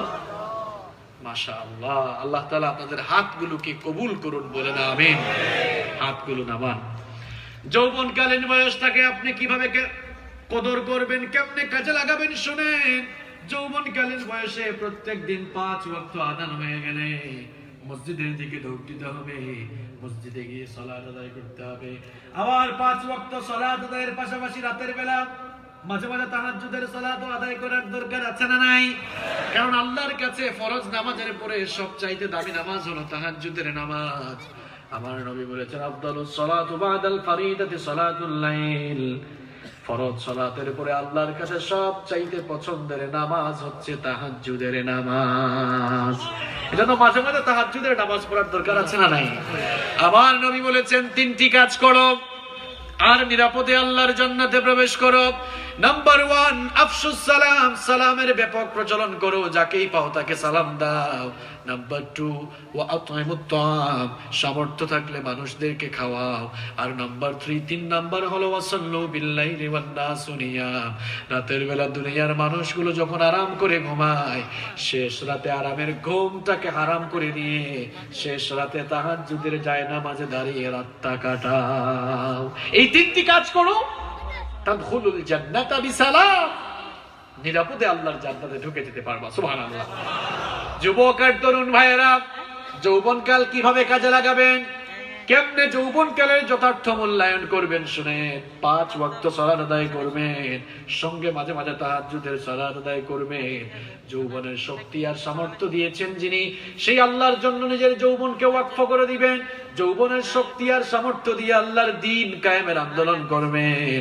নিজের জীবনটাকে কোরআনের জন্য বিলীন করে দিবেন, যৌবনটাকে ইসলামের জন্য, কোরআনের জন্য বিলীন করে দিবেন। যৌবনের শক্তি আর সামর্থ্য দিয়ে মা বাবার খেদমত করবেন, মা বাপকে ভালোবাসবেন, শ্রদ্ধা করবেন, মা বাবার সাথে উত্তম আচরণ করবেন। মা বাবা অসুস্থ হলে পরে চিকিৎসা করাবেন, তাদের উত্তম ভাবে লালন পালন, তাদের উত্তম ভাবে ভরণ পোষণ করবেন, মা বাবার খেদমত করবেন। যৌবনকালীন শক্তি আর সামর্থ্য দিয়ে সমাজের উন্নয়নমূলক কাজে নিজে জড়িয়ে পড়বেন, সমাজ উন্নয়নমূলক কাজে অবদান রাখবেন, মানুষদেরকে সহযোগিতা করবেন। মোট কথা হলো, নিজের যৌবনকালকে আপনি আল্লাহর দ্বীনের জন্য, কোরআনের জন্য ওয়াকফ করে দিবেন। যেই সকল যুবক আর তরুণ ভাইয়েরা এইভাবে করে নিজেদের যৌবনকালকে আল্লাহর দ্বীনের জন্য ওয়াকফ করে দিতে পারবে, দুনিয়ার এই নকল আর ক্ষণস্থায়ী যৌবনের পরিবর্তে, দুনিয়ার এই যৌবনকালকে আমি নকল এবং ক্ষণস্থায়ী বলেছি। কেন বলেছি নকল? এই জন্য বললাম, কারণ দুনিয়ার এই যৌবনকাল এটি সব সময় থাকে না, এর স্থায়িত্ব নেই, এর কোনো স্ট্যাবিলিটি নেই। দুনিয়ার যৌবনকালের স্থায়িত্ব আছে, এটি ফুরিয়ে যায়। এই জন্য এটাকে বলেছি আমি ক্ষণস্থায়ী। আর নকল বললাম কেন? কারণ এটা তো আসল যৌবন না। আসল যৌবন কোনটা? যেটা সব সময় থাকবে। কারণ আমরা আসল যৌবন পাবো জান্নাতে গেলে। কারণ black and old people will not go to the paradise. কোন বুড়া মানুষ এবং কোন কালো মানুষ কিয়ামতে জান্নাতে যাবে? কোন বুড়া মানুষ জান্নাতে যাবে না, কোন কালো মানুষ জান্নাতে যাবে না। বুড়া মানুষটা কিন্তু চিন্তায় পড়ে গেছে যে হুজুরের কি মাথা ঠিক আছে, কোন দিকে চলে গেল হঠাৎ করে। এটা তো আমার কথা নয়, বলেছেন মুহাম্মদ সাল্লাল্লাহু আলাইহি ওয়াসাল্লাম। আমার নবী যখন এই কথা বললেন, একজন বুড়ি মহিলা শুনে কেঁদেই ফেলল। আমার নবী বললেন, বুড়ি মা গো, তুমি কেঁদো না। কোন বুড়া মানুষ, কোন বুড়ি, কোন বুড়া বুড়ি, কোন কালো মানুষ জান্নাতে যাবে না। কালো মানুষের কিন্তু মন খারাপ হয়েছে। তাদের মনোবাসনা এই যে চামড়া তো আমরা কালো বানাই নাই, কালো বানিয়েছেন কে? আল্লাহ। সাদা বানিয়েছেন কে? আল্লাহ। মন খারাপ করবেন না আপনারা। বুড়া মানুষ যদি জান্নাতে যায়, জান্নাত হচ্ছে এনজয় করার জায়গা, উপভোগ করার জায়গা। এখন 70-80 বছরের বুড়া কিংবা বুড়ি যদি জান্নাতে যায়, এই বুড়া এই বার্ধক্য বয়স নিয়ে জান্নাতের ভেতরে গিয়ে কি এনজয় করা যাবে নাকি? ওই চাচার মতো বুড়া হইলে তো জান্নাতে গিয়ে 72 জন হুরকে সামলানো যাবে না, অসুবিধা আছে না নাই? তো জান্নাতে গিয়ে কেমনে এনজয় করবেন জান্নাতটাকে, যেন আপনি ফ্যান্টাস্টিক করে উপভোগ করতে পারেন। এই জন্য কিয়ামতের দিন সকল বুড়া আর বুড়িগুলোকে 30 বছরের ভরা যৌবন দিয়ে আল্লাহ জান্নাতে ঢুকাবেন। কেউ আপনারা বুড়া থাকবেন না, সকলকে যৌবন দিয়ে জান্নাতে ঢুকাবেন কে? আল্লাহ। কোন কালো মানুষ জান্নাতে যাবে না। কালো মানুষরা রাগ করিয়েন না, জান্নাত তো সুন্দর, সুন্দর দেহের অধিকারী সুন্দর মানুষগুলোই তো জান্নাতে ঢুকবে, এটাই তো স্বাভাবিক। কালো মানুষগুলো কিয়ামতের দিন কালো থাকবে না। যারাই জান্নাতে যাবে আকাশের পূর্ণিমার চাঁদের চাইতেও তাদের চেহারা আরো সুন্দর বানিয়ে আল্লাহ তাদেরকে জান্নাতে ঢুকাবে। কেউ কালো থাকবেন না, আপনারা সবার চেহারাকে সুন্দর বানিয়ে জান্নাতে ঢুকাবেন কে? আল্লাহ। তো দুনিয়ার এই যৌবনকে আমি নকল আর ক্ষণস্থায়ী বলেছি এই অর্থে, কারণ এর কোনো স্ট্যাবিলিটি নেই। কিন্তু জান্নাতে যে যৌবন দেওয়া হবে এটা চির যৌবন, এটা আর ফুরিয়ে যাবে। আপনারা চির যৌবন চান কি চান? কান চির যৌবন চান তো? চিরকাল যুবক থাকতে চান? চিরকাল যদি যুবক থাকতে চান, চির যৌবন যদি লাভ করতে চান, তাহলে দুনিয়াতে যে নকল আর ক্ষণস্থায়ী যৌবন দেওয়া হয়েছে, এই নকল আর ক্ষণস্থায়ী যৌবন আল্লাহর দ্বীনের জন্য ওয়াকফ করে দিতে হবে। যেই সকল যুবক আর তরুণ ভাইরা তাদের যৌবন কালকে আল্লাহর দ্বীনের জন্য ওয়াকফ করে দিবে, দুনিয়ার এই নকল আর ক্ষণস্থায়ী যৌবনের পরিবর্তে কাল কিয়ামতের দিন আল্লাহ তাআলা আপনাকে আসল আর চিরস্থায়ী যৌবন দিয়ে তার জান্নাতের ভেতরে ঢুকাবে। দুনিয়ার যৌবন কাল যদি আপনি আল্লাহর কাছে বিক্রি করে দিতে পারেন, দুনিয়ার এই যৌবন কাল যদি আপনি আল্লাহর কাছে বিক্রি করে দিতে পারেন, ভালো করে কথাটা শুনুন, আমি বলছি বিক্রি করে দেওয়ার জন্য। বিক্রি বুঝেন তো আপনারা? মনে করেন হুজুর তার কোনো জিনিস আমার কাছে বিক্রি করে ফেলেছে, বিক্রি করার পরে ওই জিনিসটা ওনার থাকলো না আমার হয়ে গেল? জবাব দিন ভাই। একটা সুন্দর এক্সাম্পল সবার সামনে দিচ্ছে, যেহেতু উনিও আপনাদের সামনে বসে আছেন, আমিও সামনে। উনি একটা জিনিস আমার কাছে বিক্রয় করেছেন, আমি কিনে ফেললাম। কিনে ফেলার পর এই জিনিসটা আর উনার থাকলো না আমার হয়ে গেল? আমার হয়ে গেল। এখন ওই জিনিসটা কি আর উনি উনার মতো ব্যবহার করতে পারবেন না আমি আমার মতো ব্যবহার করব? আমি এটা আমার মতো ব্যবহার করব, কারণ এটা উনি আমার কাছে বিক্রি করে দিয়েছেন। দেখেছেন, বিক্রি করার পর যার কাছে বিক্রি করা হয় সেটা তার মতোই চলতে হয়, ঠিক কিনা? তো যৌবনকে আল্লাহ তাআলার কাছে বিক্রি করে দেওয়ার মানেই হলো যৌবনকে বিক্রি করে দেওয়ার পর আপনি আর আপনার মতো চলতে পারবেন না, কারণ যৌবনটা তো আর আপনার না। বিক্রি করেছেন কার কাছে? যদি বিক্রি করে দেন চলতে হবে কার মতো? এখন আল্লাহর বিধান কি? আল্লাহর দ্বীনের পথে চলা, নামাজ আদায় করা, কোরআনের সাথে থাকা, মা বাবার খেদমত করা, সব সময় দ্বীনের পথে অটল অবিচল থাকা। আমরা যদি আমাদের নিজেদের যৌবনকে আল্লাহর দ্বীনের জন্য ওয়াকফ করি, আল্লাহর দ্বীনের জন্য উৎসর্গ করে দেই, নিজেদের যৌবন যদি আল্লাহর কাছে বিক্রি করে দেই, একদিকে যেমন জান্নাত মিলবে, পাশাপাশি কিয়ামতে মর্যাদা বাড়াবেন কে? আল্লাহ। বুখারী শরীফে, মুসলিম শরীফে, তিরমিজি শরীফে হাদিসের 3টি বিখ্যাত গ্রন্থে এই হাদিস বর্ণিত হয়েছে। বিশ্বনবী সাল্লাল্লাহু আলাইহি ওয়াসাল্লাম বলেছেন, সাবআতু ইউযিল্লুহুমুল্লাহু ফি যিল্লিহি ইয়াওমা লা যিল্লা ইল্লা যিল্লুহু। 7 শ্রেণীর মানুষকে আল্লাহ তাআলা কিয়ামতের দিন তার আরশের ছায়ার নিচে জায়গা দিবেন, যেদিন আল্লাহর আরশের ছায়া ছাড়া আর কোনো ছায়া থাকবে না। তার মধ্যে এক শ্রেণীর মানুষ হলো তারা ওয়াশাবুন নাশাআ ফি ইবাদাতিল্লাহ, যেই সকল যুবক আর তরুণরা তাদের যৌবন আল্লাহর দ্বীনের পথে কাটিয়েছে, আল্লাহর দ্বীনের জন্য উৎসর্গ করে দিয়েছে, যেই যুবক আর তরুণরা তাদের যৌবন আল্লাহর কাছে বিক্রি করে দিয়ে আল্লাহর মতো যৌবনকাল পরিচালনা করেছে, এই যুবকগুলোকে কিয়ামতের দিন আল্লাহ তাআলা ডেকে ডেকে তার আরশের ছায়ার নিচে জায়গা করে দিবে। যুবক আর তরুণ ভাইয়েরা আরশের ছায়ায় জায়গা পেতে চান কি চান না? আরশের ছায়ায় যদি জায়গা পেতে চান তাহলে নিজের যৌবনকাল কার কাছে বিক্রি করতে হবে? আরে আমার যুবক আর তরুণ ভাইরা, আজকে যুবকদেরকে নষ্ট করে ফেলা হচ্ছে। আজকে যুবকদেরকে নষ্ট করে ফেলা হচ্ছে, যুবকরা এখন মিসগাইড হয়ে যাচ্ছে, মিসইউজ হয়ে যাচ্ছে। তথাকথিত কিছু নেতা তাদের নিজেদের স্বার্থ সিদ্ধির জন্য আপনাদেরকে তারা লাঠির মতো ব্যবহার করছে। যুবক আর তরুণ ভাইরা, keep in your mind, youth is not a gift given by a leader. যৌবন কোন নেতার দেওয়া গিফট নয়। যৌবন দিয়েছেন কে? আল্লাহ। আপনাকে তো যৌবন আপনার নেতা গিফট করে নাই যে নিজের যৌবনের সব শক্তি আর সামর্থ্য নেতার পেছনে শেষ করে দিবেন। যৌবন দিয়েছেন কে? আল্লাহ। আমার যুবক আর তরুণ ভাইরা রাগ করবেন না, কথাগুলো বাস্তবতার আলোকে বোঝার চেষ্টা করেন। যৌবন বয়সে আপনাদের মুখে দাড়ি মানায়, যৌবন বয়সে আপনাদের হাতে বই খাতা কলম শোভা পায়, যৌবন বয়সে আপনাদের মাথায় টুপি বানায়। কিন্তু কিছু কিছু নেতারা তাদের স্বার্থ সিদ্ধির জন্য যৌবন বয়সে বই খাতা কলম আপনাদের হাতে থাকার বিপরীতে তারা আপনাদের হাতে তাদের স্বার্থ সিদ্ধি আর ক্ষমতার জন্য তারা পিস্তল তুলে দেয়। কোথায় যাচ্ছেন আপনি?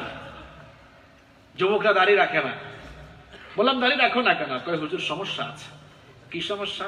কয় হুজুর মেয়েরা যদি পছন্দ না করে। আপনি দাড়ি রাখার কারণে যদি কোনো মেয়ে আপনাকে পছন্দ না করে, আপনি আলহামদুলিল্লাহ বলবেন, কারণ এক জাহান্নামী নারী থেকে আপনি বেঁচে গেলেন। ঠিক কি না? দাড়ি রাখা তো সকল নবীদের সুন্নাহ। ইসলামী দৃষ্টিকোণ ছাড়াও আপনি আপনার বাস্তব দৃষ্টিকোণ থেকে একটু দেখেন তো, নারী পুরুষের শারীরিক কাঠামোগত কিছু ভিন্নতা আছে না নেই? নারী পুরুষের ফিজিক্যাল স্ট্রাকচার কি এক? কথা কর না কেন ভাই আপনারা? নারী পুরুষের ফিজিক্যাল স্ট্রাকচার এক না, কিছু ভিন্নতা আছে। এর মধ্যে একটি অন্যতম ভিন্নতা হচ্ছে নারীদের গাল ক্লিন থাকে। নারীদের গাল ক্লিন কি থাকে? এটা নারীদের নিজস্ব স্বকীয়তা। তো নারীর গাল ক্লিন থাকে, তোমার গালও ক্লিন কেন? তো বুঝলাম। তো নারী পুরুষের মধ্যে কোনো তফাৎ আর করা যায় না। তুমি পুরুষ মানুষ হয়ে এত নারী হইতে মন চায় কেন ভাই? আমি তো বুঝি না।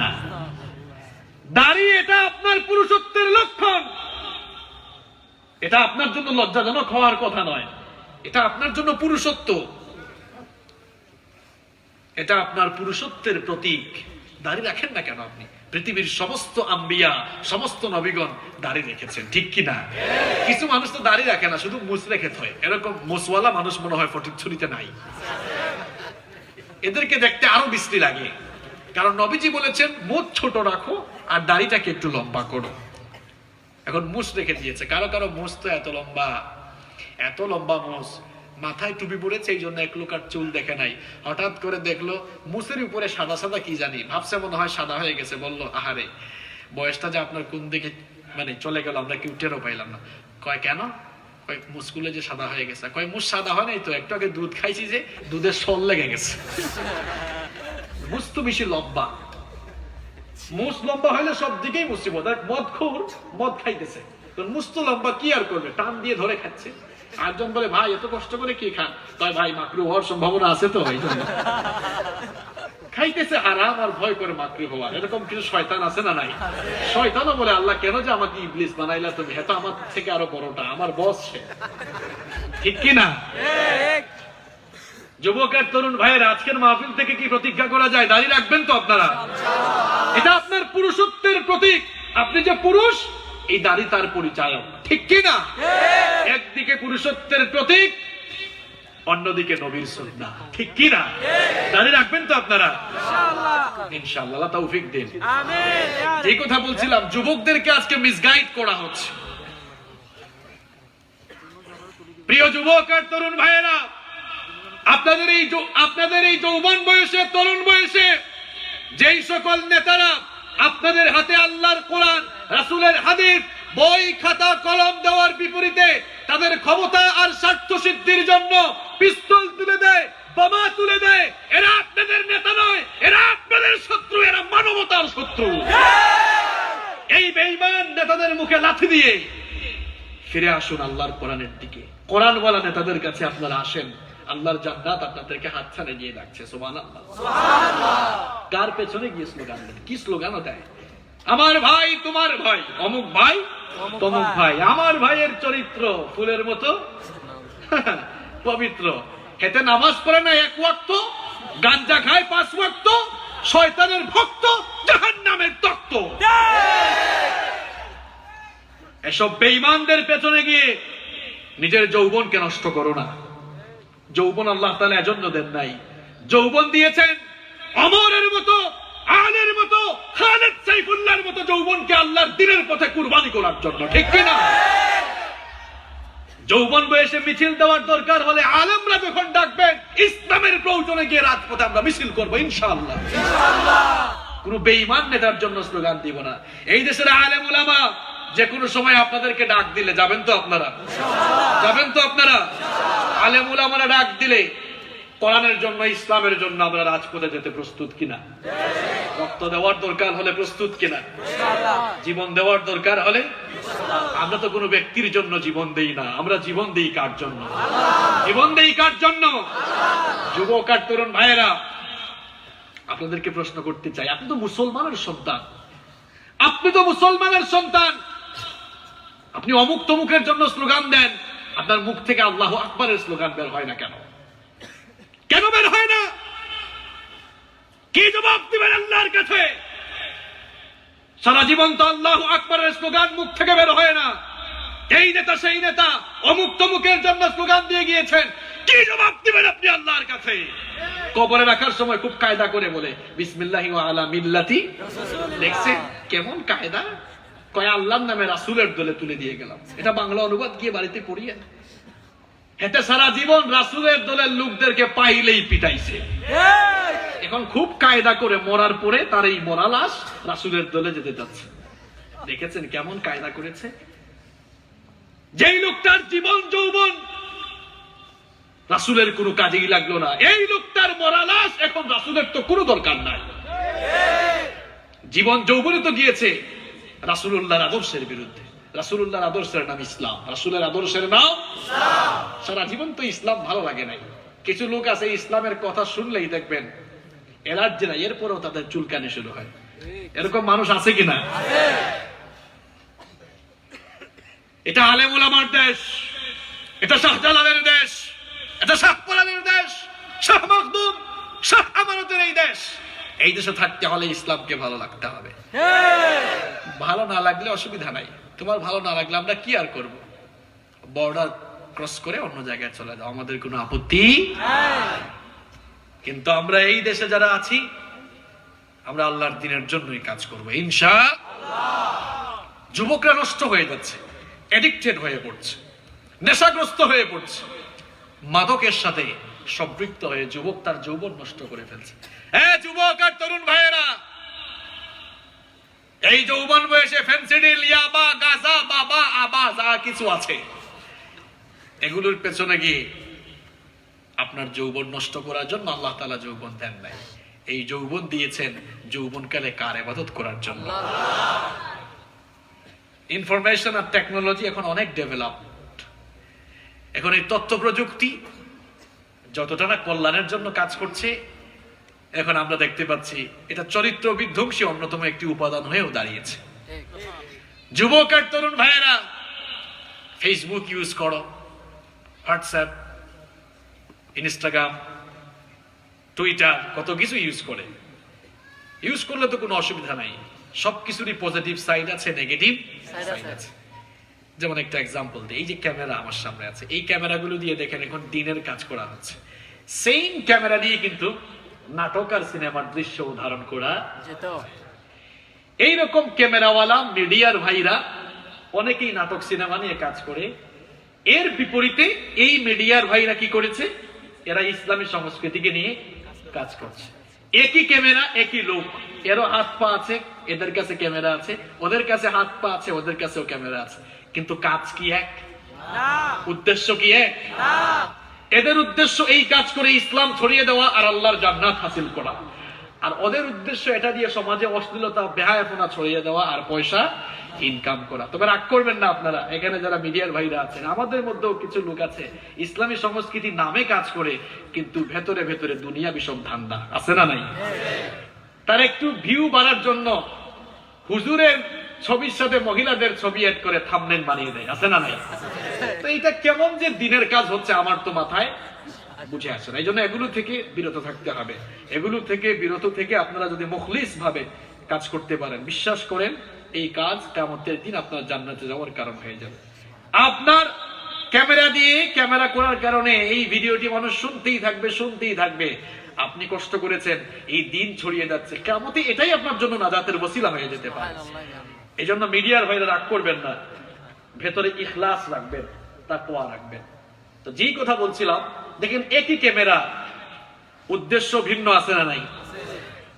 তো ফেসবুক এটা দিয়ে চাইলে ইসলামের কাজ আপনি করতে পারবেন। আমি গত হয়তো 2-3 মাস আগে আমার অফিসিয়াল পেজে আমি একটা পোস্ট করেছিলাম যে যদি রাসূলের যুগে ফেসবুক থাকতো তাহলে রাসূল সাল্লাল্লাহু আলাইহি ওয়াসাল্লাম দিনের কাজ সবচেয়ে বেশি ফেসবুকেই দিনের কাজ করতেন।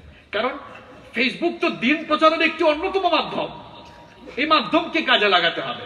এটা দিন নয়, এটা দিন প্রচারের মাধ্যম। ফেসবুককে আমরা পজিটিভলি কাজে লাগাবো, নেগেটিভলি না। এখন তো ফেসবুকে ঢুকলে খালি কে কার চেয়ে বেশি ফটো আপলোড করে, কে কার চেয়ে বেশি লাইক আমদানি করবে, এইটার একটা কম্পিটিশন। এখন ফটো কম্পিটিশন হয় না নাকি চ্যালেঞ্জ, এগুলোর নাম কি আমি তো বুঝিও না। হ্যাঁ, ফটো চ্যালেঞ্জ। দেখেছেন অবস্থা? ফটো দেয়, ছেলেরা ফটো দেয়, মেয়েরা ফটো দেয়। আপনাদের বোনরা যারা ফেসবুক চালায়, আপনাদের স্ত্রী যারা ফেসবুক চালায়, তারা কি ফটো আপলোড করে? কয়েকজন কথা কয় না, করলে তাদেরকে নিষেধ করবেন। আর আপনারাও আপনাদের ওয়াইফের ফটো ফেসবুকে আপলোড দিবেন না। নিজের বউকে পর্দা করাবেন, কারণ বউটা আপনার না পাবলিকের। বউ কি নিজের না জনগণের? তো যারা বউয়ের ফটো ফেসবুকে আপলোড করে দিয়েছে, এরা কি আর বউ তাদের রাখতে পেরেছে নাকি জনগণের সম্পদ বানিয়ে দিয়েছে? জনগণের সম্পদ বানিয়ে দিয়েছে।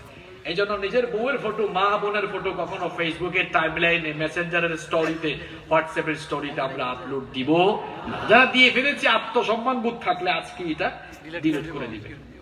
আর যদি ডিলিট না করেন অসুবিধা নাই, আপনি তো আপনার মা বোন, আপনার ওয়াইফকে পাবলিকের সম্পত্তি বানাতে চাচ্ছেন। এরকম অনেকে বানায়, নামাজেও আসে, বের হয়েছে বউ নিয়ে।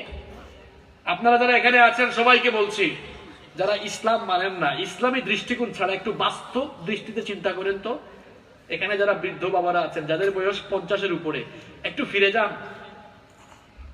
20-25 বছর আগের জীবনে। হয়তো আপনি মানুষ হিসেবে ভালো, আপনার যৌবন বয়সে আপনি কারো দিকে তাকাতেন না, কিন্তু আপনার বয়সের অনেকেই কিন্তু তাকাতো, ঠিক কিনা? তো আপনি যে আপনার মেয়েটাকে, আপনার বউটাকে ছেড়ে দিলেন, আপনি কি চিন্তা করেন না এদের দিকে আরো অনেকে তাকাবে? অন্তত আত্মসম্মান বোধ থাকলে তো আপনি এদেরকে ঢেকে, অর্থাৎ পর্দা করে বাড়ি থেকে বের করার কথা। এক ভাই বাড়ি থেকে বের হয়েছে, কয়েকজন বলল, ভাই ভাবির এই অবস্থা কেন, এমন ভাবে নিয়ে আসছেন কেন? কয় কেন? এই যে বোরখা নাই। কয় ও আচ্ছা, তোমার ভাবি তো খুব সুন্দরী, খুব রূপসী, ঘরে সব সময় আমি নিজে দেখি। তো ভাবলাম শুধু তার এই সৌন্দর্য আমি দেখলে হবে, আমার এলাকার মানুষেরও তো একটা হক আছে। নিজের বউয়ের সৌন্দর্য এলাকার মানুষকে দেখায়, এলাকার মানুষের হক আপনারা কে কে আদায় করেন? হাত তুলেন তো। দেখছেন, সব আল্লাহর ওলি। এলাকার মানুষের হক আদায় করবেন না, নিজের হক নিজেই ঠিক মতো আদায় করেন। নিজের হকই তো আদায় করেন না, নিজের হকটা 100% করে আদায় করেন। আল্লাহ আমাদেরকে বুঝার তৌফিক দাও। যুবক আর তরুণ ভাইরা, এই তথ্য প্রযুক্তিকে নেগেটিভলি কাজে লাগালে চলবে না। ইউটিউব আছে বলে, ইউটিউবে অ্যাকাউন্ট আছে বলেই ইউটিউবে ঢুকলেই অশ্লীল কোনো ভিডিও দেখা যাবে না। আপনি মনে করছেন দরজা তো বন্ধ, কেউ তো নাই, কেউ নাই, কিন্তু একজন ঠিকই আছেন। তিনি কে? তিনি কে? আওয়ালা ইয়ালামুনা আন্নাল্লাহা ইয়ালামু মা ইউসিরুনা ওয়া মা ইউলিনুন। এই একটি আয়াত মনে রাখবেন, আর পাপ কাজ করার কথা মাথায় আসবে না। এরা কি জানে না তার গোপন আর প্রকাশ্য সবকিছুই তো আমার কাছে প্রকাশ্য? আল্লাহু আকবার। আপনার প্রকাশ্য আর গোপন সব জানেন কে? যুবক আর তরুণ ভাইয়েরা, চোখের পর্দা করবেন। রাস্তাঘাটে এদিক সেদিক গেলেই এদিক সেদিক তো চোখ দেওয়া যাবে। আপনাদের কারণে মেয়েগুলো রাস্তায় নিরাপদে চলতে পারে না। যৌবন বয়সে একটু সংযত থাকার চেষ্টা করেন, দৃষ্টিশক্তির হেফাজত করেন, নিজের চরিত্রের হেফাজত করেন। আপনাদের চরিত্র আল্লাহর নবী ইউসুফ আলাইহিস সালামের চরিত্রের মতো গঠন করেন। আল্লাহর নবী সাইয়েদনা ইউসুফ আলাইহিস সালাম, যাকে আল্লাহ তাআলা এই দুনিয়ার অর্ধেক সৌন্দর্য দিয়েছেন, যাকে দেখে সেই যুগের মিশরের সুন্দরী রূপসী নারীরা ফল কাটতে গিয়ে নিজেদের আঙ্গুলগুলো তারা কেটে ফেলে দিয়েছিল। এত সুন্দর সুপুরুষ তিনি ছিলেন। তিনি যেই ঘরে থাকতেন সেই ঘরে দুষ্ট নারী জুলাইখা ইউসুফ আলাইহিস সালামকে একেবারে ছোটকাল কিশোর কাল থেকে দেখে দেখে তার প্রতি অ্যাট্রাক্টেড হয়ে গেল, আসক্ত হয়ে গেল। একদিন সে নিজেকে সামলে রাখতে না পেরে একেবারে তার খাস কামরায় তার বেডরুমের মধ্যে ইউসুফ আলাইহিস সালামকে আহ্বান করলো। ইউসুফ আলাইহিস সালামকে আহ্বান করে সে তার কুপ্রস্তাব পেশ করলো। ইউসুফ আলাইহিস সালাম, তিনি তো আল্লাহর নবী। জুলাইখার মুখ থেকে এই কুপ্রস্তাব শুনে তিনি তখন বললেন, আমি তো আল্লাহকে ভয় করি, এই কাজ তো আমার দ্বারা করা সম্ভব নয়। তিনি যখনই আল্লাহ পাককে ভয় করে আল্লাহর নাম নিয়ে তালাবদ্ধ দরজাগুলোর দিকে দৌড় দিয়েছিলেন, আল্লাহ তাআলা তার প্রতি খুশি হয়ে গিয়ে তালাবদ্ধ সকল দরজা তার জন্য খুলে দিলেন। যুবক আর তরুণ ভাইয়েরা, আপনাদের চরিত্র নবী ইউসুফের মতো গঠন করেন। আপনার সামনে দিয়ে গুনাহ করার সুযোগ থাকবে, কিন্তু গুনাহ আপনার কাছেও আসতে পারবে না। আল্লাহু আকবার। আমার নবী বলেছেন, মান দামিনা লি মা বাইনা লাহিয়াইহি ওয়া রিজলাইহি দামিনতু লাহু আলাল্লাহিল জান্নাহ। বিশ্বনবী সাল্লাল্লাহু আলাইহি ওয়াসাল্লাম বলেছেন, যারা দুটো জিনিসের জিম্মাদার হয়ে যাবে, এক নম্বরে হচ্ছে জিহবা, দুই নম্বর হচ্ছে লজ্জাস্থান। জিহবা আর লজ্জাস্থানের জিম্মাদারি যারা গ্রহণ করবে, আমি নবী তার জন্য কিয়ামতের দিন জান্নাতের জিম্মাদার হয়ে যাব। নিজের চরিত্রের হেফাজত করতে পারবো তো আমরা? আল্লাহ তৌফিক দিন, বলেন আমিন। কষ্ট হচ্ছে না আপনাদের? 10 মিনিট থাকা যাবে না? প্রিয় ভাইরা, যৌবনকালীন সময়ের গুরুত্ব আপনাদের সামনে তুলে ধরলাম। এই যৌবনকে এভাবে হেলায় খেলায় নষ্ট করা যাবে না। এই যৌবনটাকে কাজে লাগাবো কার জন্য? এই যৌবনটাকে আমরা যেন আল্লাহর জন্য, আল্লাহর দ্বীনের জন্য কাজে লাগাতে পারি। আল্লাহ আমাদেরকে তৌফিক দাও। প্রিয় ভাইয়েরা, ইসলামে আপনাদের অবদান অনেক বেশি। আমার যুবক আর তরুণ ভাইয়েরা, ইসলামে আপনাদের অবদান অনেক বেশি। রাসূল করিম সাল্লাল্লাহু আলাইহি ওয়াসাল্লাম যখন ইসলামের দাওয়াত পেশ করলেন, তখন সবার আগে যুবক আর তরুণরাই কিন্তু ইসলামের দাওয়াত বেশি কবুল করেছে। সুবহানাল্লাহ পড়েন। সর্বপ্রথম যারা ইসলাম কবুল করেছে তাদের মধ্যে বুড়া মানুষের সংখ্যা বেশি ছিল নাকি যুবকদের সংখ্যা বেশি ছিল? আবু বকর রাদিয়াল্লাহু আনহু যখন ইসলাম কবুল করেছেন তার বয়স 37 বছর। সাইয়েদনা ওমর ইবনে খাত্তাব রাদিয়াল্লাহু আনহু যখন ইসলাম কবুল করেছেন তার বয়স 26 বছর। 26 বছরের ভরা টকবকে যুবক তিনি। শেরে খুদা আলী রাদিয়াল্লাহু আনহু যখন ইসলাম কবুল করেন 8 বছর বয়স ছিল। সাদ বিন আবি ওয়াক্কাস রাদিয়াল্লাহু আনহু যখন ইসলাম কবুল করেছেন তার বয়স মাত্র 17 বছর ছিল। আব্দুর রহমান বিন আউফ রাদিয়াল্লাহু আনহু যখন ইসলাম কবুল করেছেন বয়স মাত্র 20 বছর ছিল। যায়েদ বিন হারেসা যখন ইসলাম কবুল করেছেন বয়স মাত্র 20 বছর ছিল। ইসলাম যারা সবার আগে কবুল করেছে তাদের মধ্যে যুবকদের সংখ্যাই সবচাইতে বেশি ছিল। আবার ইসলামের দাওয়াত দেওয়ার পর যখন কাফের মুশরিকরা মুসলমানদের উপরে জুলুম নির্যাতন শুরু করে দিয়েছিল, তখন জুলুমের বিরুদ্ধে সবার আগে যুবকরাই সোচ্চার হয়েছে। ঠিক কিনা? ইসলামের জন্য যখন রক্ত দেওয়ার দরকার হয়েছে, ইসলামের জন্য যখনই রক্ত দেওয়ার দরকার হয়েছে তখনই রক্ত দিয়েছে আপনাদের মতো যুবক আর তরুণরা। খাব্বাব রক্ত দিয়েছে, বেলাল রক্ত দিয়েছে, আম্মার রক্ত দিয়েছে। এরা কিন্তু আপনাদের মতোই যুবক ছিল। কথা ঠিক কিনা? আবার জুলুমের বিরুদ্ধে, বাতিলের মোকাবেলায় যুবকরাই সবচাইতে বেশি ভূমিকা রেখেছে। সাইয়েদনা ওমর ইবনে খাত্তাব রাদিয়াল্লাহু আনহু ইসলাম কবুল করলেন। রাসূল করিম সাল্লাল্লাহু আলাইহি ওয়াসাল্লামের দরবারে এসে বললেন, ওগো আল্লাহর নবী, আলাসনা আলাল হক, আমরা কি হকের উপরে প্রতিষ্ঠিত নই? বিশ্বনবী বললেন, বালা, অবশ্যই আমরা হকের উপরেই তো আছি। ওমর ইবনে খাত্তাব রাদিয়াল্লাহু আনহু বললেন, যদি সত্যিকার অর্থেই আমরা হকের উপরেই অবিচল থাকি, তাহলে আপনার সাহাবীরা গোপনে গোপনে নামাজ পড়ে কেন? গোপনে গোপনে ইসলামের কাজ চলে কেন? আমাকে একটু অনুমতি দেন, আমি একটু মিছিল বের করতে চাই, মিছিলের অনুমতি দেন। সুবহানাল্লাহ পড়েন। কি মনে হয় অমর খুব নরম মানুষ না খুব গরম মানুষ? অমরকে দেখলে কিন্তু শয়তানও রাস্তা ছেড়ে পালিয়ে যেত। আল্লাহু আকবার, কি গরম মানুষ ছিলেন। এই যুগে আবু জাহালের প্রেতাত্মা যারা, এদেরকেও সাইজ করার জন্য অমরের উত্তরসূরি কিছু যুবক আর তরুণ দরকার। প্রিয় ভাইরা, তিনি বললেন, আগো আল্লাহর নবী মিছিলের অনুমতি দেন, পারমিশন দেন। আল্লাহর নবী পারমিশন দিলেন। দেখেন ইসলামের প্রথম মিছিল শুরু হলো কিভাবে। এবার মিছিলের মাঝখানে বিশ্ব নবীকে রেখে মিছিলের দুই দিকে দাঁড়িয়ে গেলেন নেতৃত্ব দেওয়ার জন্য। এক পাশে দাঁড়ালেন ইসলামের বীর সিপাহসালার ওমর ইবনুল খাত্তাব রাদিয়াল্লাহু আনহু, অন্য প্রান্তে দাঁড়ালেন ইসলামের আরেক বীর সেনানী বিশ্ব নবীর আপন চাচা হামজা রাদিয়াল্লাহু আনহু। দুই সিংহ পুরুষের নেতৃত্বে এবার লিল্লাহি তাকবীর, আল্লাহু আকবারের ধ্বনিতে চতুর্দিক প্রকম্পিত হওয়া আরম্ভ হয়ে গেল। যখনই মিছিলের সামনের কাতারে অমরকে দেখা গেল, কাফের মুশরিকদের কলিজায় শান্তি নাকি ভয়? ভয়। যে কাফের মুশরিকরা এতদিন মুসলমানদেরকে পিটায়, এখন মিছিলের আগের কাতারে অমরকে দেখে আবু জাহেল কয়, এই সামনে বেশি যাইস না, অমর আছে কিন্তু খবর আছে। কে আছে? আমার যুবক আর তরুণ ভাইয়েরা, গোটা দুনিয়ায় আজ মুসলমানরা নির্যাতিত, নিপীড়িত, লাঞ্ছিত, বঞ্চিত, নির্যাতিত, নিষ্পেষিত।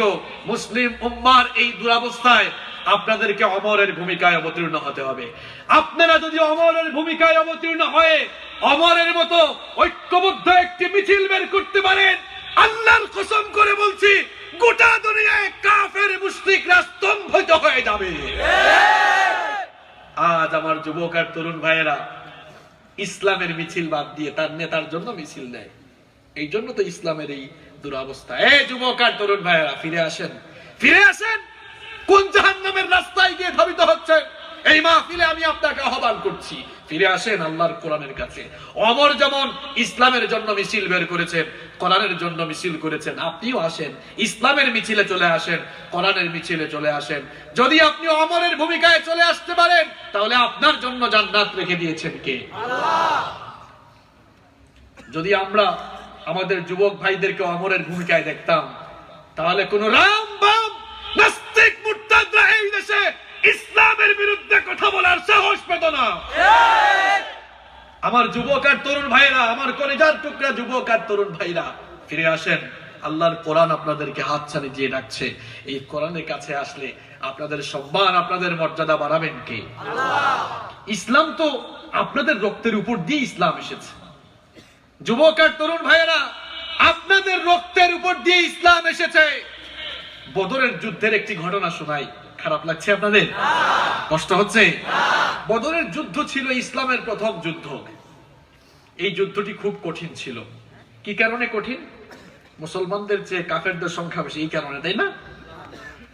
আরো একটি কারণ আছে। কারণটি হচ্ছে, বদরের যুদ্ধ যখন হচ্ছিল, পরিস্থিতি এমন, সিচুয়েশনটা এমন যে কারো বাবা ইসলাম কবুল করেছে কিন্তু ওই বাপের কোনো ছেলে ইসলাম কবুল করে নাই, অথবা ছেলে ইসলাম কবুল করেছে কিন্তু বাপ ইসলাম কবুল করে নাই, চাচা ইসলাম কবুল করেছে কিন্তু ভাতিজারা করে নাই, অথবা ভাতিজারা করেছে কিন্তু চাচা করে নাই। তাহলে বদরের যুদ্ধের ময়দানে দেখা গেল চাচা ভাতিজা মুখামুখি, বাপ বেটা মুখামুখি। কি সোজা কথা?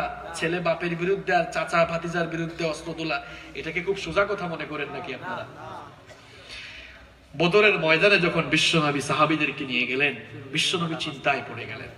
কিসসা নয়, এটা মুসলিম শরীফের হাদিস। বিশ্বনবীর এই চিন্তিত মনোভাব দেখে একজন সাহাবী, নাম হচ্ছে মিকদাদ রাদিয়াল্লাহু আনহু, এই অবস্থা দেখে ফাকামাল মিকদাদ রাদিয়াল্লাহু আনহু, দাঁড়িয়ে গেলেন। দাঁড়িয়ে বললেন, ওগো আল্লাহর নবী, আপনি পেরেশানিতে আছেন, আমরা বুঝতে পেরেছি, এত পেরেশানিতে থাকার দরকার নাই।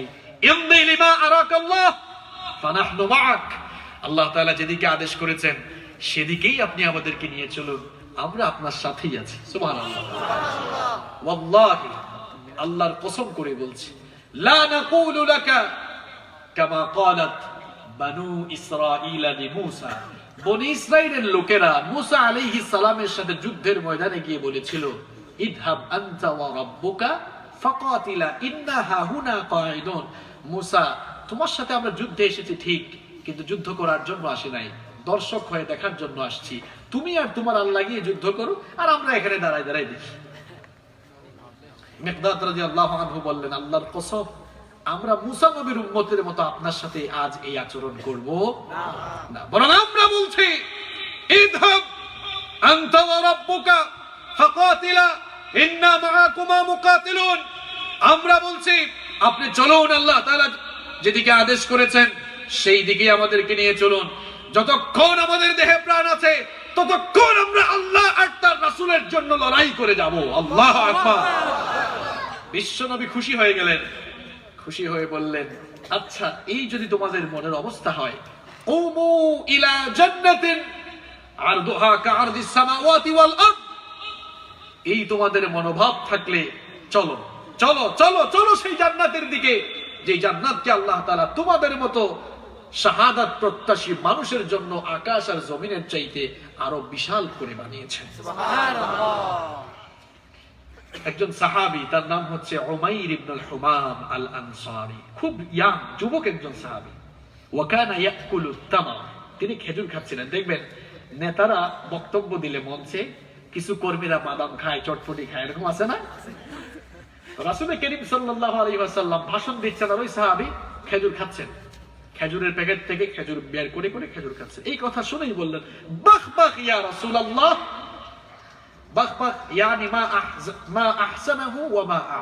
তিনি বললেন, কি ফ্যান্টাস্টিক কথা আপনি বলেছেন, আল্লাহর রাস্তায় জীবন আজকে যদি চলে যায়, আকাশ আর জমিনের চাইতে আরো বড় জান্নাত আল্লাহ আমাদের জন্য রেখেছেন।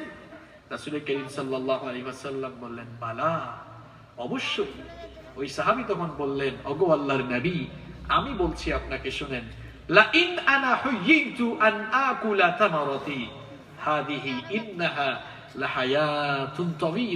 আপনার জবান থেকে এই কথা বের হওয়ার পর, আপনার জবান থেকে এই কথা শোনার পর আমি যদি খেজুর খেয়ে সময় নষ্ট করে থাকি, তাহলে তো আমার জান্নাতে যেতে লেট হয়ে যাবে। আমি আর সময় নষ্ট করতে চাই না।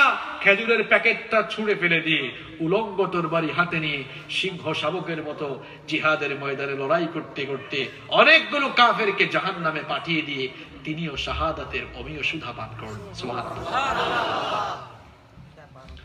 বদরের শহীদদের লাশগুলো যখন একত্রিত করা হলো, সাহাবীরা বললেন, ওগো আল্লাহর নবী, এই লোকটাকে চিনেন? এটা তো সেই উমাইর ইবনুল হুমাম যে আপনার জবান থেকে বক্তব্য শুনে হাতের খেজুর ফেলে দিয়েছিল, জান্নাতে যেতে লেট হয়ে যাবে। রাসূল করিম সাল্লাল্লাহু আলাইহি ওয়াসাল্লাম বললেন, আমার সাহাবীরা সাক্ষী থাকো, আমার যেই সাহাবী জান্নাতের আকাঙ্ক্ষায়, জান্নাতের লোভে হাতের খেজুর ফেলে দিয়ে জীবনটাকে আল্লাহর রাস্তায় বিলীন করে দিয়েছে, আমি সাক্ষ্য দিচ্ছি, ইন্নাহু মিন আহলিহা, নিশ্চয়ই সে আল্লাহর ওই প্রতিশ্রুত জান্নাতের ওয়ারিশ হয়ে যাবে। সুবহানাল্লাহ। আমার যুবক আর তরুণ ভাইয়েরা, আপনাদের ত্যাগ আর কুরবানির উপর দিয়ে কিন্তু পৃথিবীতে ইসলাম এসেছে।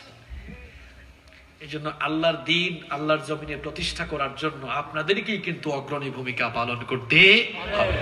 পৃথিবীতে আর কোন নবী আসবেন না, কোন রাসূল আসবেন না, কিন্তু ওমরের ভূমিকায় অবতীর্ণ হওয়ার সুযোগ আছে না নাই? আসবে আবার ওমর তারিক, আসবে আবার মুসা খালিদ, আসবে আবার ওমর তারিক, আসবে আবার মুসা খালিদ। কাটবে শঙ্কার এই কালো রাত, কাটবে শঙ্কার এই কালো রাত, জাগরণে জনতার ভাঙবে নিদ। আসবে আবার ওমর তারিক, আসবে আবার মুসা খালিদ, আসবে আবার ওমর তারিক, আসবে আবার মুসা খালিদ।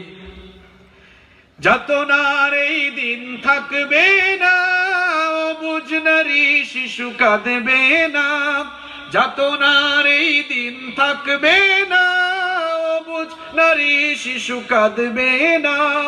সোনালি সুদিন জানি আসবেই ঠিক, আসবে আবার ওমর তারিক, আসবে আবার মুসা খালিদ, আসবে আবার ওমর তারিক, আসবে আবার মুসা খালিদ।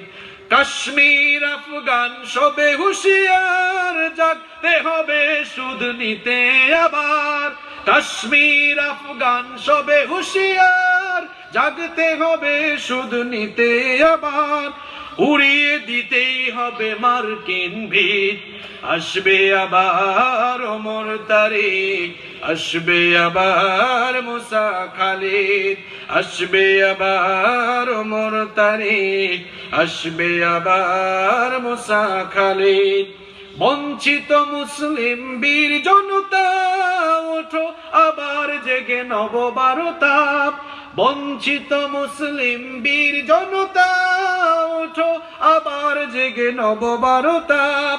সোনালি দিনের তুমি হও মুজাহিদ, আসবে আবার ওমর তারিক, আসবে আবার মুসা খালিদ, আসবে আবার ওমর তারিক, আসবে আবার মুসা খালিদ। ঠিক কি না?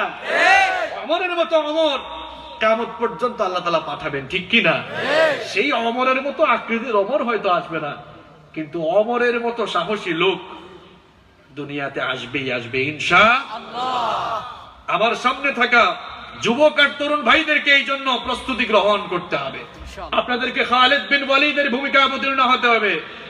ইসলামের বীর সিপাহসালার বীর শেরানি শেরে খুদা আলী কাররামাল্লাহু ওয়াজহাহু, ওমর ইবনুল খাত্তাব, হামজা রাদিয়াল্লাহু আনহুর ভূমিকায় যদি আপনারা অবতীর্ণ হতে পারেন, তাহলে মুসলিম মিল্লাতের উপরে চলমান এই জুলুম, নির্যাতন, নিষ্পেষণের স্ট্রিম রোলার কিন্তু নিঃশেষ হয়ে যাবে।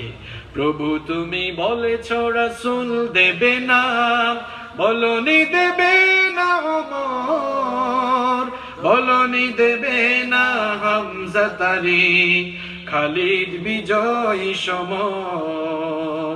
প্রভু তুমি বলেছ রাসূল দেবে না, বলনি দেবে না ওমর, বলনি দেবে না হামজা তারিক, খালিদ বিজয়ী সমর। প্রভু তুমি বলেছ রাসূল দেবে না, বলনি দেবে না ওমরের যুগ, রাশেদার সেই খিলাফত, ফিরিয়ে দেবে না আলোর সমাজ, কেটে কেটে আঁধারের রাত। পৃথিবীতে আর তুমি প্রভু দেবে না, পৃথিবীতে আর তুমি প্রভু দেবে না, খুলে সোনালি দোর, বলনি দেবে না হামজা তারিক, খালিদ বিজয়ী সমর। প্রভু তুমি বলেছ রাসূল দেবে না, বলনি দেবে না ওমর, বলনি দেবে না হামজা তারিক, খালিদ বিজয়ী সমর। প্রভু তুমি বলেছ রাসূল দেবে না। পৃথিবীর দিকে দিকে শুধু হাহাকার, লাঞ্ছিত মানবতা, মাজলুমানেরই আহাজারিতে বই বাতাসে বিষণ্ণতা। পৃথিবীর দিকে দিকে শুধু হাহাকার, লাঞ্ছিত মানবতা, মাজলুমানেরই আহাজারিতে বই বাতাসে বিষণ্ণতা। পুনরায় পাঠাও গো মোর আবার, পুনরায় পাঠাও গো মোর আবার, কাটুক ধারে ঘোর, বলনি দেবে না হামজা তারিক, খালিদ বিজয়ী সমর। প্রভু তুমি বলেছ রাসূল দেবে না, বলনি দেবে না ওমর, বলনি দেবে না হামজা তারিক, খালিদ বিজয়ী সমর। প্রভু তুমি বলেছ রাসূল দেবে না, ঠিক কি না? আল্লাহ তাআলা মুসলিম মিল্লাতের জন্য, মজলুম এই মুসলিম উম্মার জন্য ঝাঁকে ঝাঁকে তুমি অমরের মতো যুবক আর তরুণ আমাদের কাছে পাঠাও। আজকে আলোচনায় যে সকল যুবক আর তরুণ ভাইরা ছিলেন, আল্লাহ তাআলা যেন আমার প্রাণ প্রিয় কলিজার টুকরা যুবক আর তরুণ ভাইগুলোকে অমরের মতো, আলীর মতো, খালিদ বিন ওয়ালিদের মতো কবুল করেন। যে সকল বাবারা এসেছেন তাদের ছেলেদেরকেও যেন আল্লাহ তাআলা অমরের মতো, আলীর মতো, খালিদ বিন ওয়ালিদের মতো ইসলামের বীর সেনানী হিসেবে তাদের সন্তানদেরকে কবুল করেন। আমরা বলি আমিন।